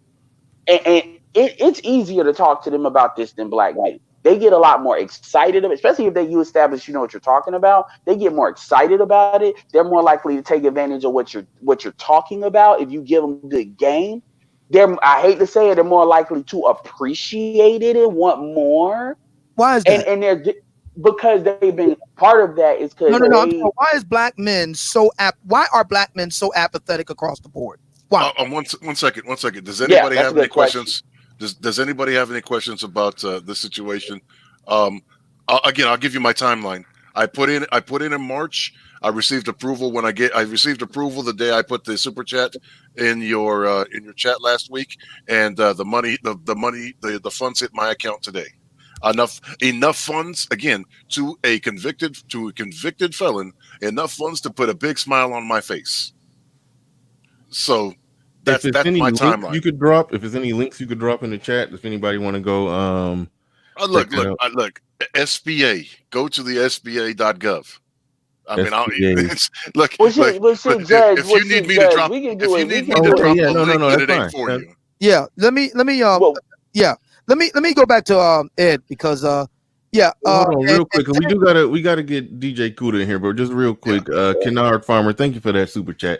Well, I'm about to hop off in a second, and Judge, I'll talk to you about that later. No, I'm gonna stay for what you're talking about. Yeah. But Judge, we can do a slight video on that if you want to. But I'm gonna go to SBA.com and replay what you was talking about because I'm gonna check it out my damn self. Yeah, don't believe me. Don't believe me. Do the research. I'm just telling you my experience. Okay.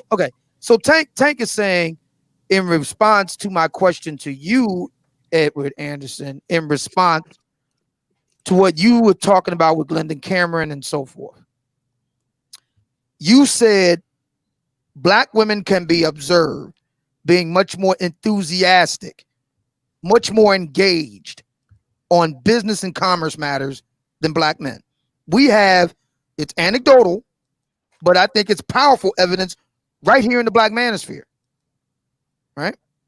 So my question to you, Ed, is why are so many black men so relatively apathetic about commerce and business in relation to black women? As you rightly point out, black women are much more engaged.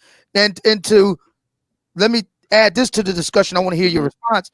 Tank Johnson says men want to see receipts. My question to Tank Johnson, and I'll put this to everybody on the panel: what do black men need to see? That's partly true, but that's an excuse. That's a black female deflection level deflection. Bullshit.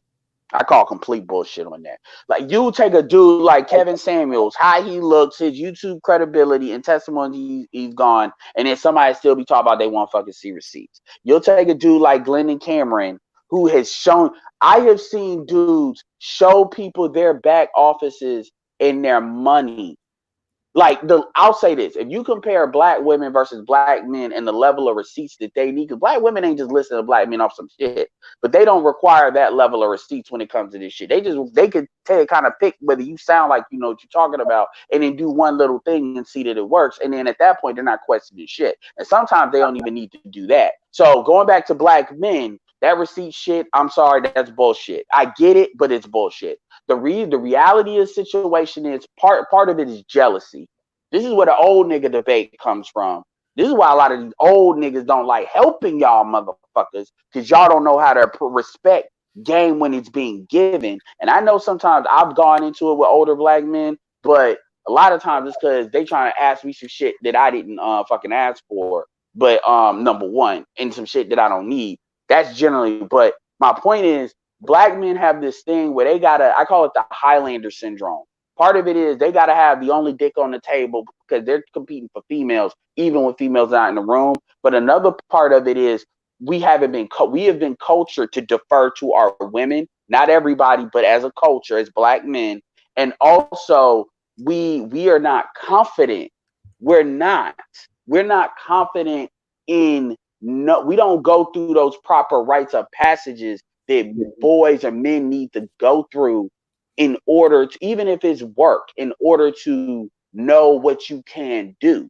So what we do is we try to replace that, and pussy becomes the rite of passage. This is why you never hear white supremacy when it comes to getting bitches. But the same people, when you say something about business, not a white man coming out. Go ahead. I'm glad you mentioned that, Ed, because, and this is something I can't take credit for this. This is something else St. Kevin said.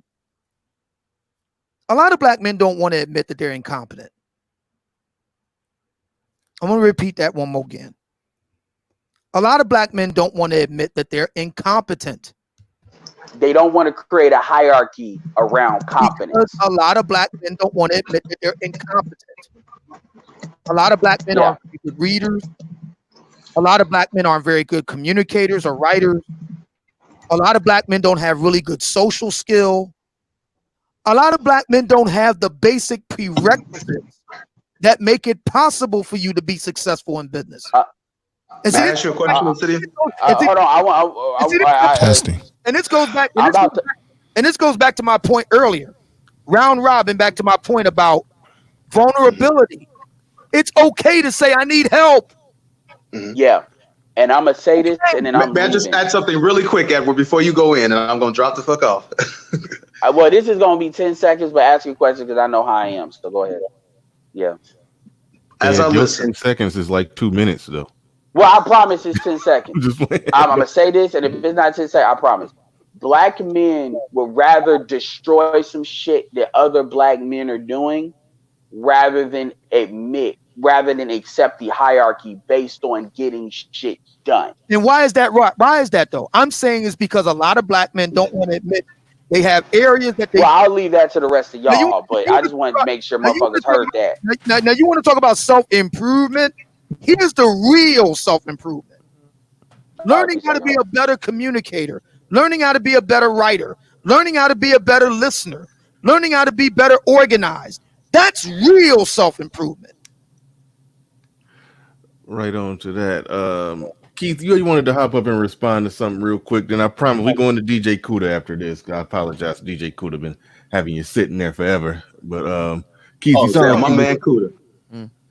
I just wanted to make a question and a quick statement, because I'm just ear hustling.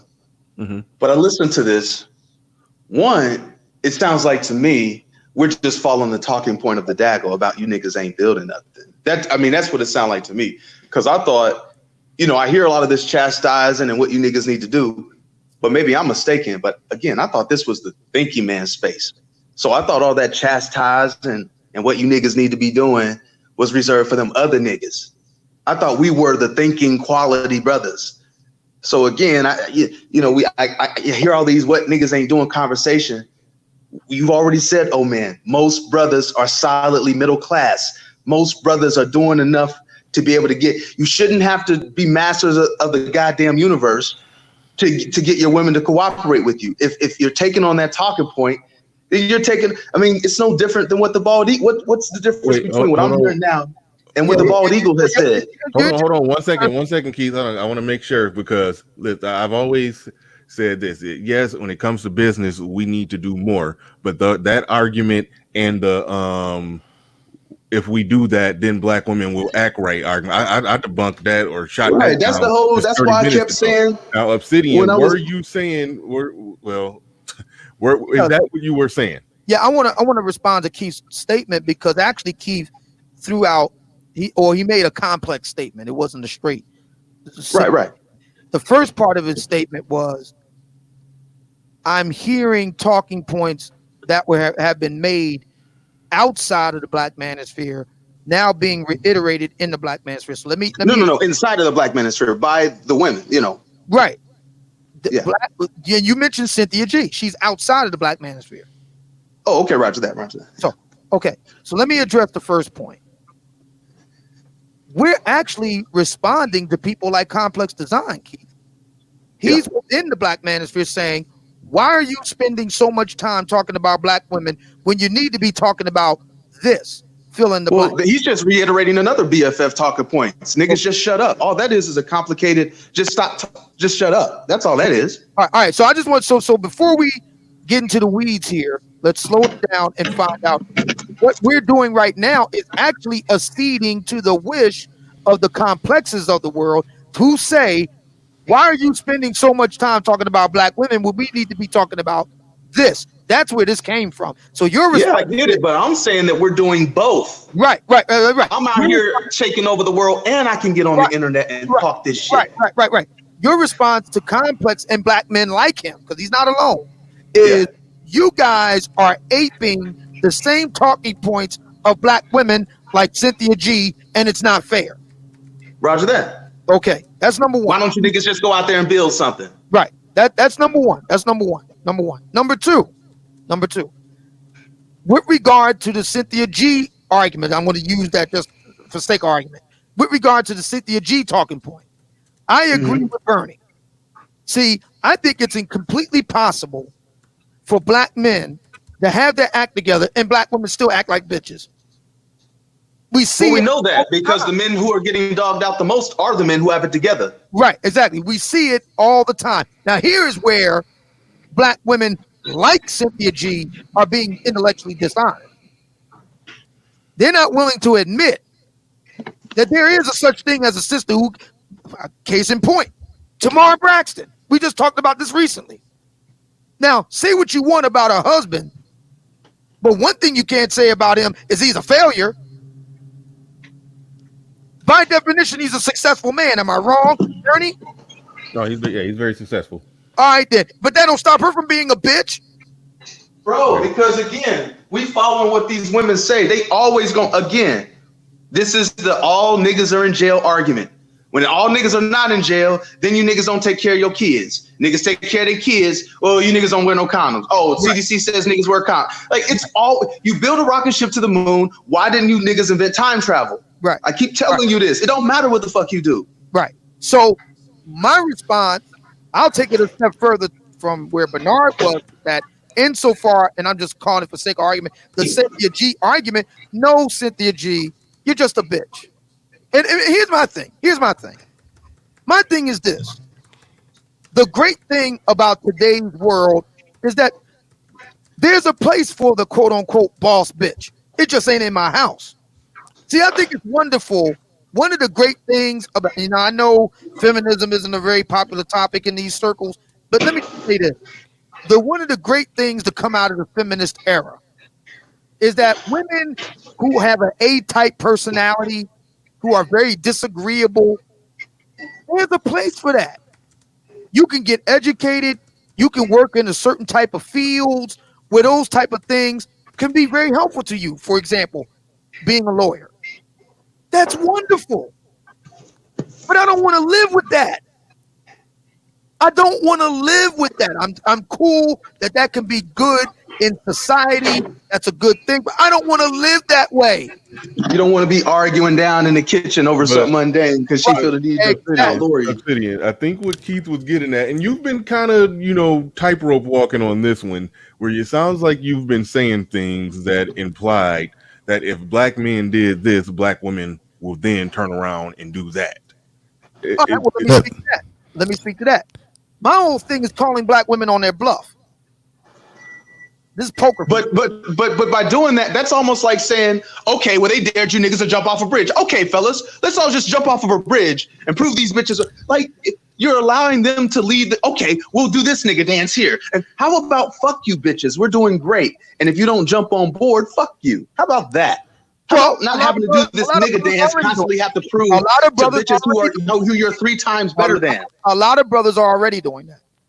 We already have 30% of black men marrying out. The best of black men at that.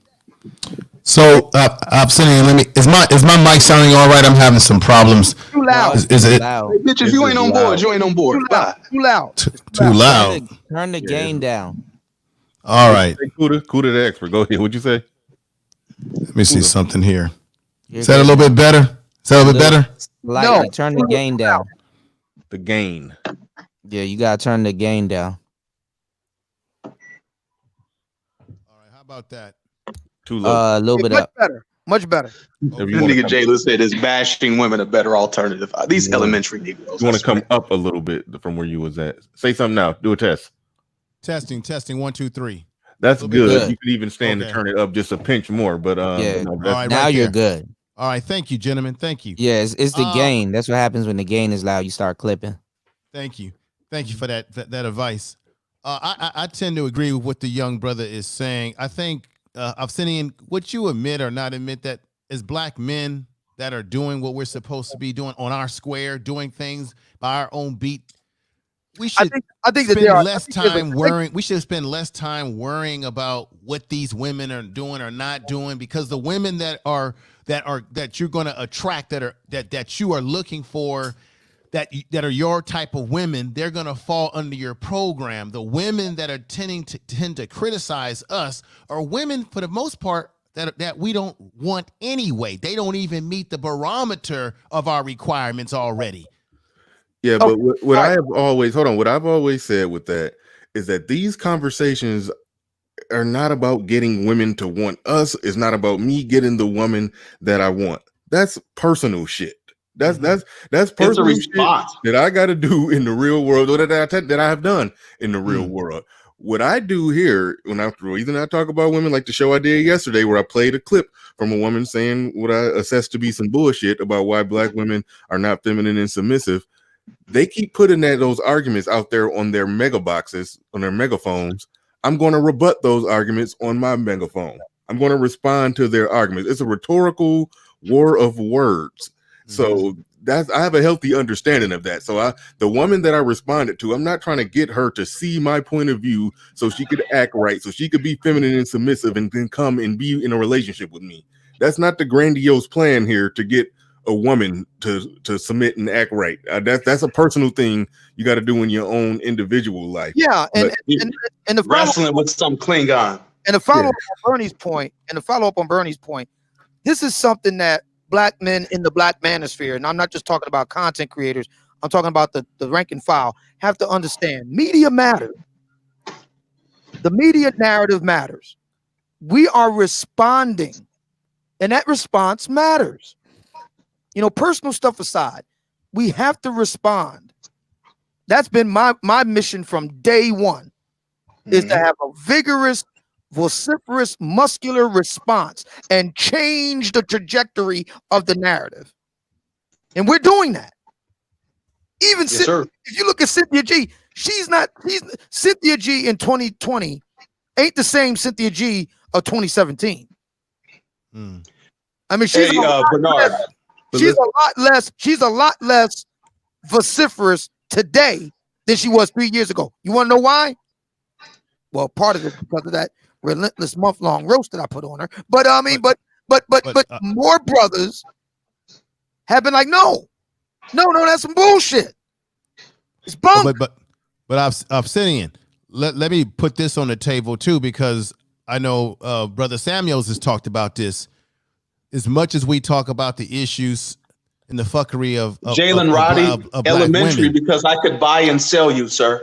Yeah, you're barking up the wrong tree, sir. As much as we talk about the fuckery of black women and all the things of that nature, we were on a pound together, brother.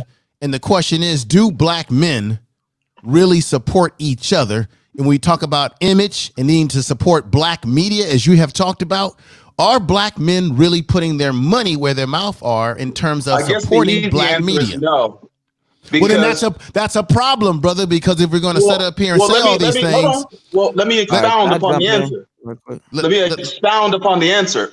I mean, if we want to have a conversation, I want to have a conversation, not a diatribe. I get it. I want to have a conversation. No, I'm not trying to have a diatribe. I'm just saying that as much as black men talk about these things, at the end of the day, do black men support each other in these medium? Obsidian has talked about this. Let me answer the question. The answer is no, but the wider answer is greater than that. Again, black men trying not to get shot in the ass. Black men trying to build.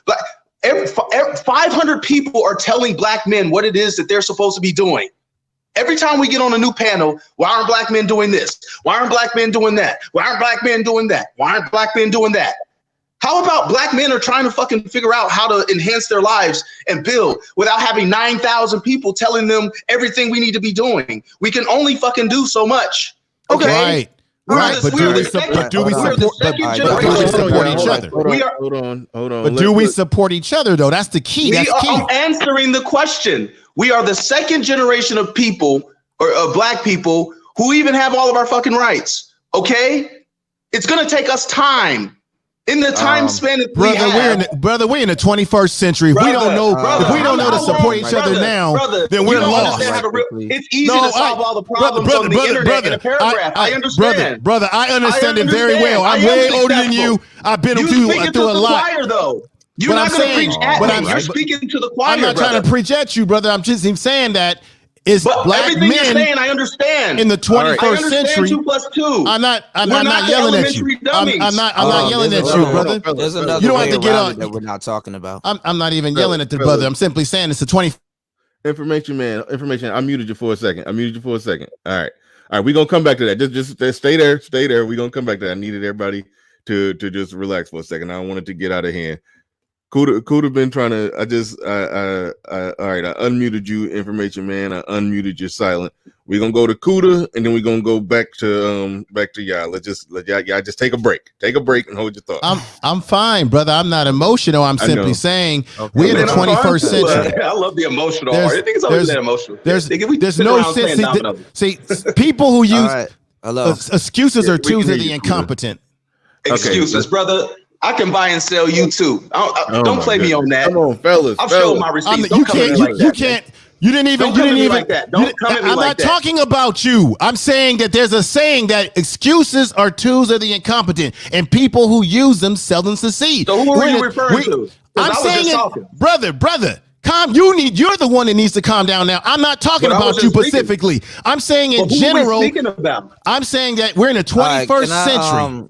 And as black men, we need to be supporting each other, man. We don't need excuses. And that's cool. We got that. Kuda, go ahead. You got the mic. Go. All right. There's another side of this that we're not talking about, which is basically all the women that claim that they're good women. We need them to actually come and start talking and start regurgitating our talking points to other women, and basically they need to take care of that. This is the problem that we're talking about is actually not a man's problem. I agree. Women, when they hear other women regurgitate or just come from their own place of understanding saying the same things that we're saying, they respond to each other different because they know they can't pull this mental gymnastics shit on other women because they know that woman knows her bullshit. So this isn't even really honestly, men shouldn't even really be having this problem. We should be talking about other productive things. If you're so-called a good black woman or you're standing up for the community and this, that, and the third, this is the part where you come forward and it shouldn't be something called going against the sisterhood. There should be another sisterhood opposite of it, that can combat what we're talking about. As brothers, we shouldn't even have to talk about this with the amount of women claiming that they're standing up for brothers. I agree with that. We just heard black men aren't doing something. I mean, that conversation is old, nigga. We out here making moves and doing things. I'm tired of this black men inferiority talk. It's not our fight right here. Hey, because these females told you you're inferior. You out here, you're the greatest man in the universe, everything you've been through. And you still around here competing. And you let people who can't even go out the house in their own face tell you you're beneath them. And then you're over here following their talking point. It's just crazy. Who's actually following their talking point? No, I'm just saying this. I mean, we've heard that we get it. Black men aren't building. We don't work together. Black men ain't this. Well, guess what? I'm in a group of a whole bunch of brothers doing all that. What I was about to add to the conversation when I think Ed was talking about how black women are more apt to get excited about doing a business or starting a business. Yes, it's true that black women do own more businesses and start more businesses than black men, but black men make more money in business than black women. I think I forgot the exact numbers. It's over 60%. I think like 66%. Black women build their businesses off of black men. And it's still the case that over 60% of money that's made from black businesses are made by black men. They got a lot of black women don't have a business model until a black man comes into the picture and shows her how to do it. Right. Okay. Selling bundles is a business. I was just about to say, because I know that a black woman's business is a black man's business. To tell you. Okay. You do hair out your house. You're an entrepreneur. All right. I was about to get into that because I know a lot about the hair business. And okay. They started an Instagram page and a website. I'm trying to get to a point here. So, all right. So there are fewer black male businesses. However, they make more money than the more black female businesses. Got it. Question: what can we do to increase the number of black male businesses? That's a good question. Well, we're doing that though. That's my argument is what people are asking for us to do. And just we are doing your business. That's how you do it. What'd you say, Keith? Go ahead. What my problem is I'm combating is when people are asking what we should be doing, we're doing all of that. Like do 100. So basically 100% of men. So basically black men now need to be 100% of all black business. So like you're setting an impossible fucking standard, man. That's what I kick back against. All right. Where are these businesses? Like where can we find? You got to be a business owner to get respect now. That's the new. That's first women we're talking about. If I just had a brother in the home contributing, you were doing your job. Now everybody got to be a CEO now. This is what's all over the media now. You got to be a baller now. I get it. No 9 to 5s, and we following this. You don't have. You can be just a regular working guy in any other community in the universe. Okay. But that's obvious. You have a lot of the moon. You have a lot of brothers working 9 to 5. We know that we're doing those things. We know that, brother. Hang on. We know that. Hang on. Keith, where can any of us on the panel right now?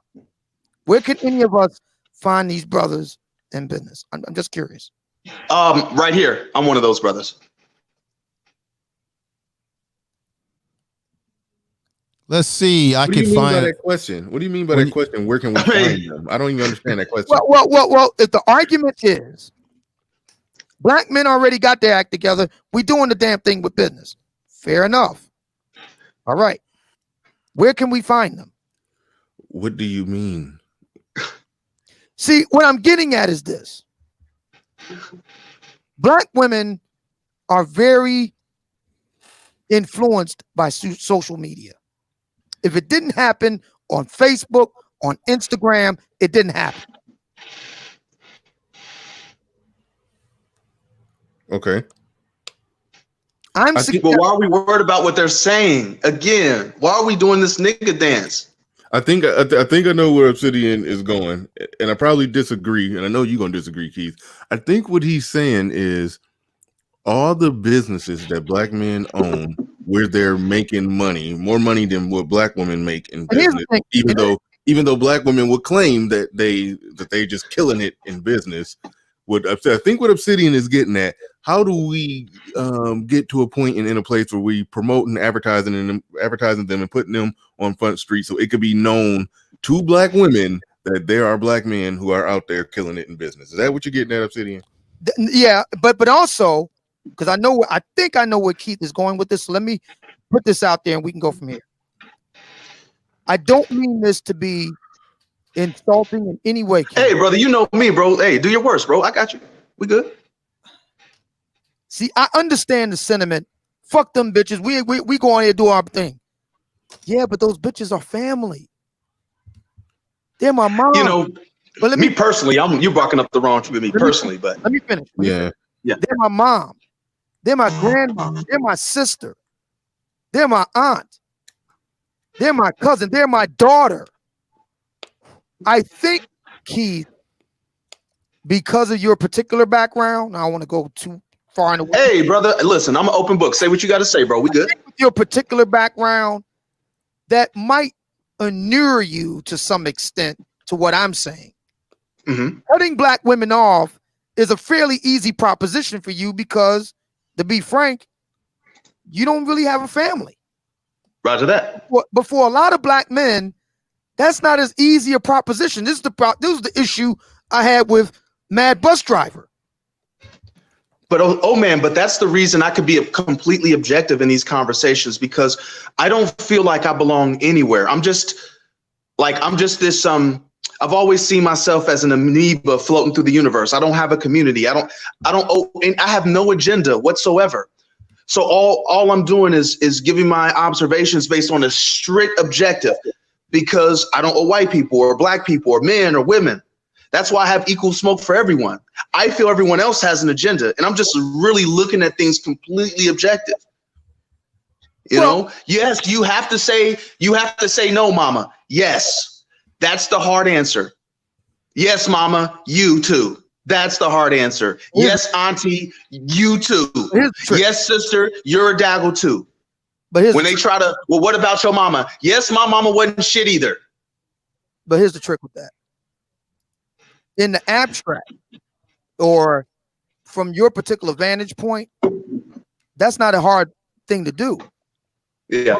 For guys who do have family. Well, then again, I mean, I would say that I'm not one who's shy away from something because it is extremely difficult, if not impossible. Right. But for a lot of black people, in this case, black men, you know, burning bridges like that, even if they're rickety, even if they ain't great bridges, I mean, there's something to be said for that.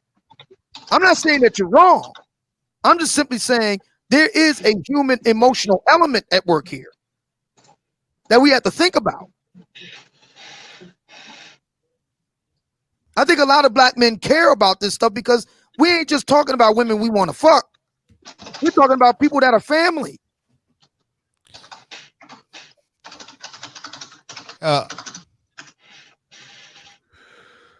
Oh, man, like I said, you gotta put them to work, man.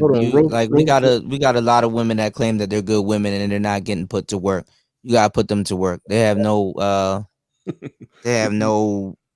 itinerary or nothing. Make a powerful point. I agree, but that's separate from what I'm saying here.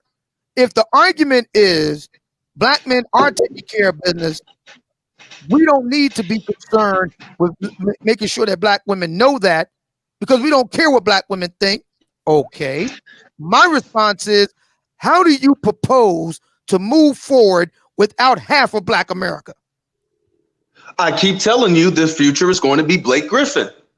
Listen, man, the solution can't be either put your dick into a paring knife grinder, or listen, you have one life to live. All right, you're a human being. You have a responsibility to make your life the most happy you can. And if that means finding a woman that lives in Germany or Australia or whatever, so be it. Everyone in the universe has been telling you Black men what you need to do to be happy. Now Black men are finally saying, this is what I think it takes for me to be happy. And this is where you're getting the pushback, because no one gives a fuck about your happiness. So fuck them. And where I'm at with that, Keith. Hold on, Keith. And I agree with you. If you find a woman in Australia or Germany or wherever and you're happy, and that's great. And I also say the same thing. You find a Black woman in America and you're happy, and that's great. So I'm okay with that. I don't think the future is going to be Blake Griffin, though. I think it's going to get a little more. It's going to get a little more mixed, maybe a lot more mixed. But Black people ain't going nowhere. We ain't about to. Yeah, exactly. That was about. We're not about to breed ourselves out of existence. That ain't going to happen. I was just about to say that. See, I have no problem. I'm a supporter of SYSBM. I'm down, but I also see the reality for what it is too. You know, at least, and it could change. I'm not saying it's set in stone. But as it currently stands, most brothers ain't gonna go that route. That's just the plain truth.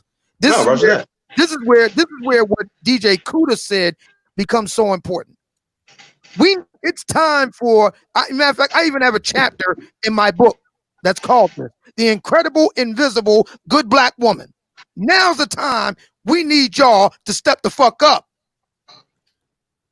We need you to step the fuck up now. When it matters. Step up and do what? But like DJ Kuda said, he's right. But let me put this on the table. If that's a good Black woman, why do I, as a man, have to encourage her to step up? A good Black woman is going to do what is necessary if she's a good Black woman. I shouldn't have to drag or encourage or make a woman do any goddamn thing. If she's already good, she already knows what time it is. That's the point. Wait a second. I'm getting ready to get off of here anyway. What's up? Now that we can agree to, Info. It's bigger. I have no disagreeing with you, Keith, brother. I think we misunderstood each other in some ways, but I'm just saying, brother. I promise you, everyone who meets me, you have to forgive my demeanor.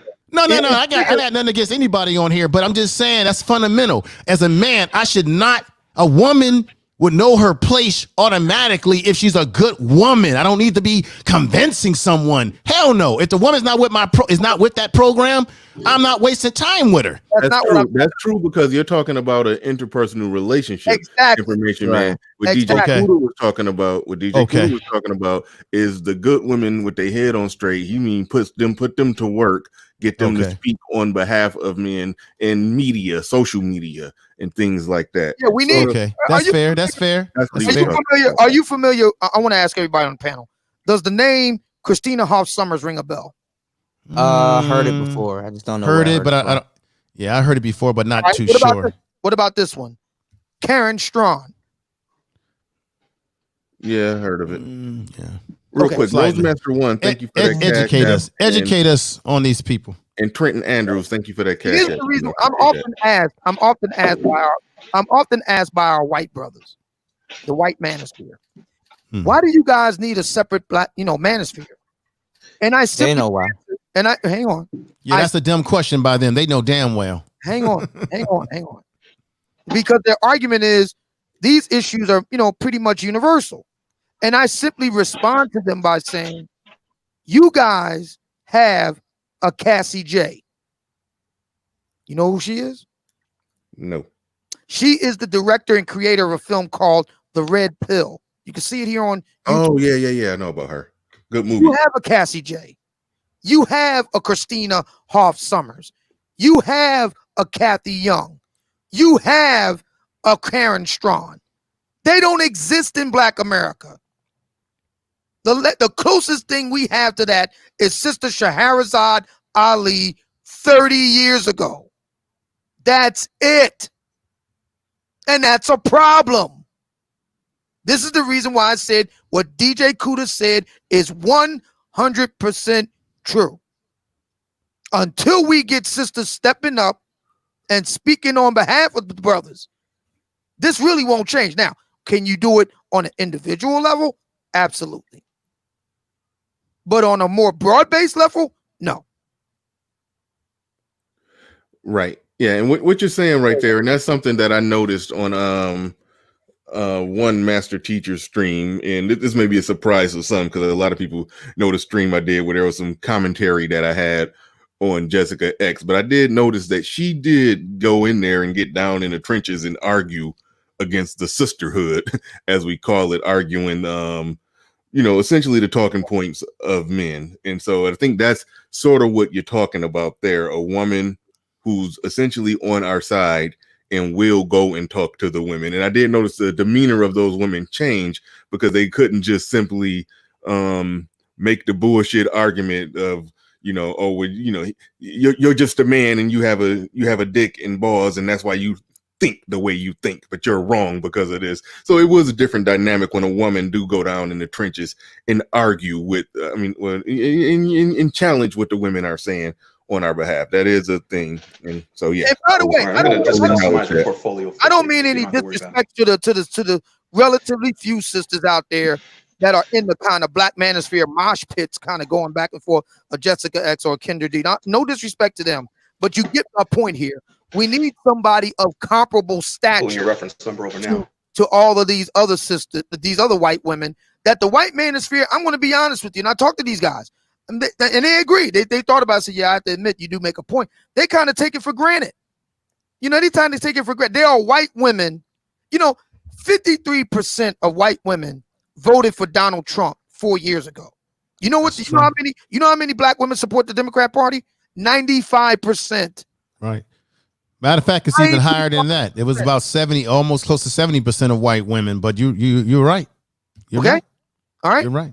So you can't. I know there are brothers. I understand. But if you're talking about anything to scale, anything beyond your particular household, your own particular castle, you have to include black women in it. You can't do it without it, unless you're just concerned with your own crib, your own castle. Fair enough. It is possible to get a sister on your program. That's not impossible. Very difficult, but not impossible. But anything beyond that, you're trying to scale it up, you got to get black women involved. You have to. Yeah, to be sure, you're talking about essentially the whole rhetorical war of words, point, counterpoint, back and forth that takes place on social media. To that, I don't think, it's nothing horribly wrong with some black women being on the side of black men. No, okay. I can't. Brother Bernie, I want to say to everybody, I appreciate you letting me come on board your panel, brother. I'm going to get off now. Great discussion. It is one that, everybody's going to be on their different fences, but I think at the end of the day, black men, we have to set the barometer. We have to set the tempo.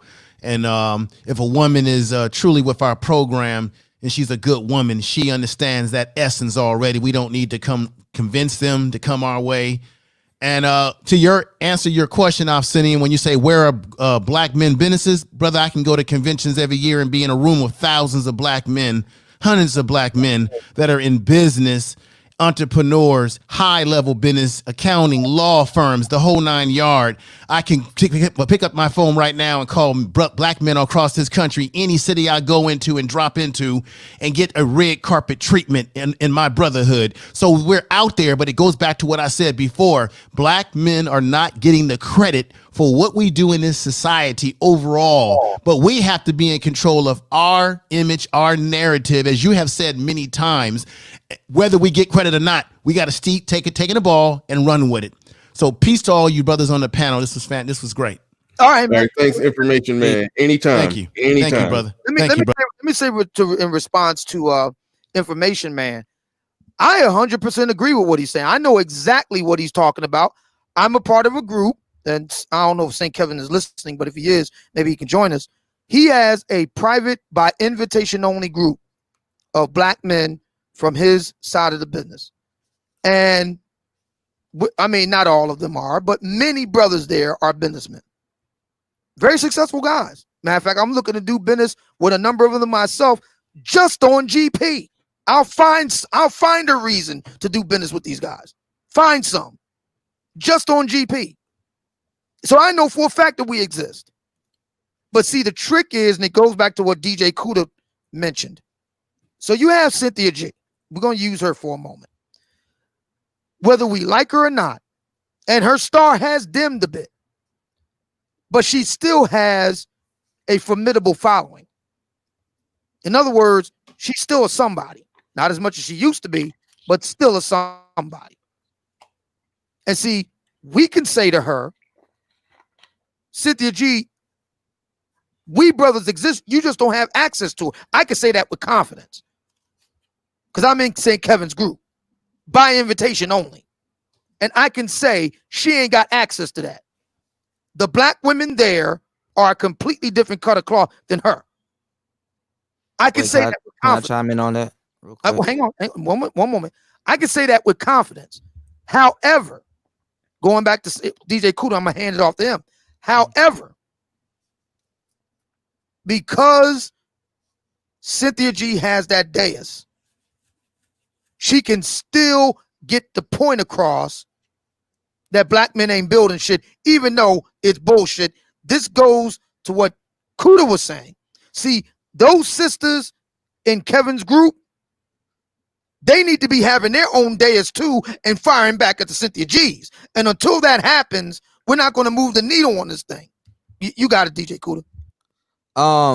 A lot of women nowadays, the content that they've been coming up with, they know firsthand that they're full of shit. Mm-hmm. This isn't something that we need to actually discuss. With what's going on right now, the narrative they try to run, a lot of them, even the fans, the content creators, they know they're full of shit. What they're literally doing is they're taking what black men say and just basically creating content off of being contrary for no reason. There's really no content. They just want to be contrary. So you say yes, they say no. That's what it really is. And they already know. And a lot of the things that they're doing is to their detriment. So you don't think it's true believers in the camp over there? Oh no. I mean, they pretend like they're true believers, but in real life they know what it is. You say yes just for the fact that you said yes, they gonna say no.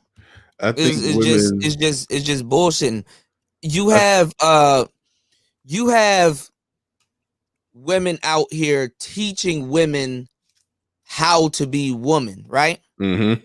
And one would ask the question, okay, what the fuck were you doing all of those years? Because it wasn't being masculine. They don't know how to be masculine. What were you doing? Bullshitting. That's what it was. They bullshit. They weren't being. They could pretend like, oh, I was acting like a dude, or I was being a dude. No, you was not being a dude. You were just fucking up. You were bullshitting. That's what they've been doing. Like if a woman is pretending like a dude for a good majority of her life, she will have tangibles that a guy would have. You understand what I'm saying? They don't have nothing. They have semi-tangibles that a woman would have, and they have semi-tangibles that whatever they're trying to follow, whatever dude imprinted them or whatever, that's what they got. They weren't trying to be no man. They were fucking up. That's what it is. They were riding the carousel and fucking up. That's a very, very good point. Matter of fact, Uncle Dave talks about this. You might have heard of DJ Kuda, David Carroll. He says in response to the femininity influence and those that follow them, the argument goes like this: we can't. This is the word that the black women use. Cynthia G has done this. We can't rest in our femininity because you men ain't built nothing for us, so we can be secure in it. Right. Crystalline Carrison has said this. Whole lot of black women said it. So Uncle Dave's response is, all right, that's the argument. Fair enough. Mm. So how do you explain your sons being so effeminate?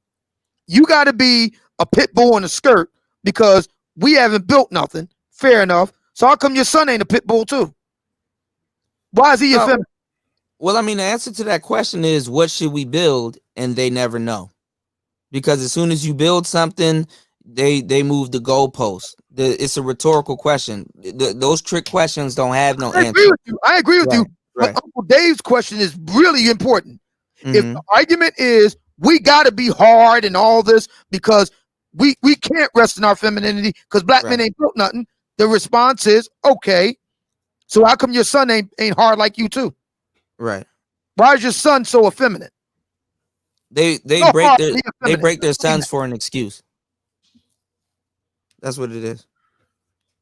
Yeah. It's an excuse. You weren't there, so that's why But he's see, old broken. man, you're asking rational questions there, brother. That's the problem. The answer is the first answer was full of crap. You're just going to get into a round conversation when you ask follow-up questions. Well, No, I didn't I'm really just mean saying- what I said. What I mean, what? No, I'm just saying those broads are like full of shit. They spent their whole lifetime not doing shit and just getting knocked up, jumping from dick to dick to dick, getting imprinted by this, that, and the third, and then now they're 40 talking about some I need the rest of my femininity. Man, we don't wake up and say, hey, Bernard, man, make sure you be masculine today. You don't have to pep talk yourself and go into a damn mirror and be like, hey, man, I got to rest in my masculinity. You understand what I'm saying? We wake up and we're men. We walk around as men. That's how we go. That's how we operate. Anything less, like, it's bullshit, man. It's bullshit. It's just straight up bullshit. Like, what were you doing? Like, what were you doing? The question I have not heard any of them adequately answer is if black men have not built enough and that's why they can't rest in their femininity, okay, how do Hispanic and Latino women deal with that problem? Because their men make less money on average than black men. So how are they still feminine? Well, the thing is, that's a slap in the face. Why aren't they on Hispanic and Latino? I think that's what Silent Lamont says is another logical, rational question. I think that's what he calls it. Yeah. No, well, the thing is their that women are that's not a slap on in the face. Hispanic and Latino YouTube talking about they can't rest in their femininity because their men don't make enough money. No, but that's the thing. That's a slap to the face because black men have built everything. There isn't a thing a black man can build right now that will make a woman respect him. Just straight up, they don't respect. The fact that you're on the internet, since the black men figure out how to use a transistor, the fact that you're on the internet right now, the PC was actually made possible by the black man. Well, that's the core. That's the core of why the argument is stupid. Because when you start talking about the collective of what a group of men have built, the or lack thereof has something to do with your ability or inability to conduct yourself in a decent way in an interpersonal relationship. Like that right there is just it's the dumbest premise that you could start an argument with. That I've never understood that. I've never got that. The first time I heard them presenting that, and I was like, are people hearing this shit? Like, are y'all just seriously going to just let that ride? Like, a black man invented the gas mask. We're going through a pandemic right now. There's no sister saying thank you, brothers, for inventing the gas mask. Oops. Like Bill Gates built Microsoft. Okay, there's a white guy somewhere who works in a call center doing customer support for Microsoft. He didn't build Microsoft. He makes $50K a year. He just works in a call center. His white woman is with him, assuming that she's acting decent, assuming that she's still feminine. The fact that Bill Gates built Microsoft has nothing to do with her personality or character traits and how she's going to conduct herself in a relationship. She has to conduct herself properly for the individual man that she's with, whether he's making 50K, 60K, 70K. So the whole argument is just a mind fuck of bullshit. I can never swallow the building argument. Never. But look at Steph Curry. You can give your girl the world and it still ain't enough. Nothing is never enough. That's the Steph Curry argument. You can't argue against that. You can't. Well, then again, like Keith said, this is what happens. You try to be reasonable, right? I mean, you see that. I mean, by all accounts, Steph Curry, model citizen, model NBA player. I mean, he checks off every last box. And that's Kuda rightly pointed out. I mean, How do you explain that? This goes to Keith's point. How do you explain that? He's what, 3-time champion? Right. I mean, But see, she don't know him as that. He's Stephen from around the way. You know, Don't matter. It's it don't depend. It don't matter what the world sees him as. It matters what she sees him as, and that's fucked up. Yeah. It's crazy. It's crazy. The flaw in it, and this is what I sort of was getting from Jalen Roddy when he was on here yesterday. It was more so like he was saying that, okay, if a woman has some fuckery in her, because I can see the obvious point that there's some women that got it, or some women that don't, or some women that got a lot of it, and some women that got a manageable amount of fuckery and bullshit in them. His argument, and this is connected to this other bad argument that we're analyzing, is that if you're on point and you're doing what you're supposed to do, that woman that's loaded with lots of fuckery, you can basically, like magic wand, like zap the fuckery out of her if you're on point. That's essentially the argument that they're making, and that ain't how it works. A woman either come equipped with the tools to act like she got some sense, or she don't. And that's where we need to get to in these conversations. Women don't like the guy that's a good guy, and they don't like him because there's no fault with him. And women don't like to take accountability or responsibility. So a lot of times they don't like the guy that does everything right for him. If you keep your girl happy all week, she will purposely try to find something or create something to take her out of that mood. It's a roller coaster thing. You have to maintain them. You have to give them a good amount of ups, and you gotta give them a good amount of downs for them to respect you. They don't like a guy that makes them feel good 24/7, or else they will find something to get them out of that mood. They want the whole spectrum of emotions. Mr. says, "Oh snap! For my favorite YouTube personalities in one stream, it's almost like Voltron." Thank you very much for that super chat, Mr. And Tampa Supreme just said, "Not true." Mr. Lucario debunked that theory. What theory is that he debunked already? What you talking about? So go ahead and type in the chat. I am interested to see what theory that you're saying that Lucario debunked. Look, M. Stewart put a face because she know what I'm talking about. You can't sit up there and keep a woman happy 24/7. Go ahead and try it. Try it. Oh yeah, you'll see what I'm talking about. Try to keep her happy. Try to do everything according to what she wants. You'll even lose attraction from women if you do that. Think I'm bullshitting. Look at GA Boy. GA Boy saw me interact with somebody in the chat, and now he just want to come in with some bullshit. He said, y'all know some miserable women. All of them are misery. Misery needs company. What's the first thing a woman needs? Company. GA Boy just wants some attention. Let's just give him a little attention. Let's click on this comment, and he wants some attention. There you go. There you go, GA Boy. I'm clicking on it. All right. You happy? Yeah, if a nice guy is thorough and she can't find no fault with them, she don't like that shit. Bernie cracks me up how he typifies GA Boy. He said he reminds him of the guy who bumped the table. You playing chess, right? And you gotta go to this game, and here comes this guy. He bumped it because one of the guys are going to win. The way his games go. So to keep everyone happy, he bumped the table. Knock the pieces all over, and you're supposed to forget where you got to start all over again. Because he was just listening in the clouds when we weren't interacting with the chat. And as soon as I start interacting with the chat, then now he want to just say some bullshit. Oh man, yeah, you gotta love GA Boy. Yeah. I really. Keith's argument is, case in point with Steph Curry. I mean, obviously this is an extreme example, but it nevertheless illustrates the point.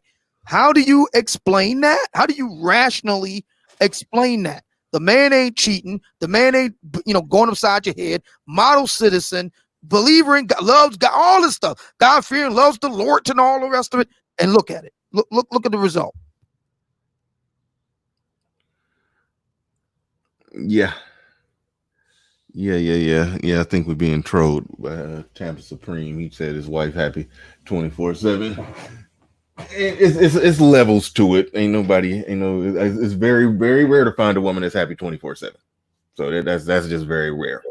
But there are levels to it. There's some of them who it's like a clock. They just gonna get on some bullshit every 6 hours. Then there's some of them that act very decent, and then every now and then they have a little something that you gotta A happy manage. woman at best is content. Every now and then you gotta, even with a good woman, every now and then you gotta manage some slight fuckery She and gotta feel talk her low, down, man. from the ledge a little every now Right. and then. If she's happy too much, she don't know what it's like to feel happy. She lose the feeling, and then she gotta feel low to feel happy again. So a lot of times they'll create the low just to get put up again. Yeah. Yep, that's the thing. All right, we rolling up on that 3-hour mark. So I think I'm about to go ahead and wrap this bad boy on up. I hate to wrap it up when the numbers are good, but I ain't trying to do a marathon today. I ain't trying to pull 6-7 hours on y'all. But all right, y'all fellas, we about to get up out of here, about to wrap this thing going up. Like to thank everybody who liked, shared, comment, subscribed. I saw some new subscribers come in today. Like to thank everybody who hit the super chat, the Cash App. Everybody involved with this, thank you for the Patreons, all 20 of y'all. I got 20 Patreons. So let's keep that thing growing, keep that thing moving. But with that said, fellas, we are up out of here. Oh, I got to thank Information Man for hopping on here. Everybody else who hopped on the panel too. But yeah, that was a surprise seeing Information Man in here. Yeah, I follow him on Instagram. Y'all can follow Information Man on Instagram. Just look him up. Yeah. Yeah, definitely. But all right.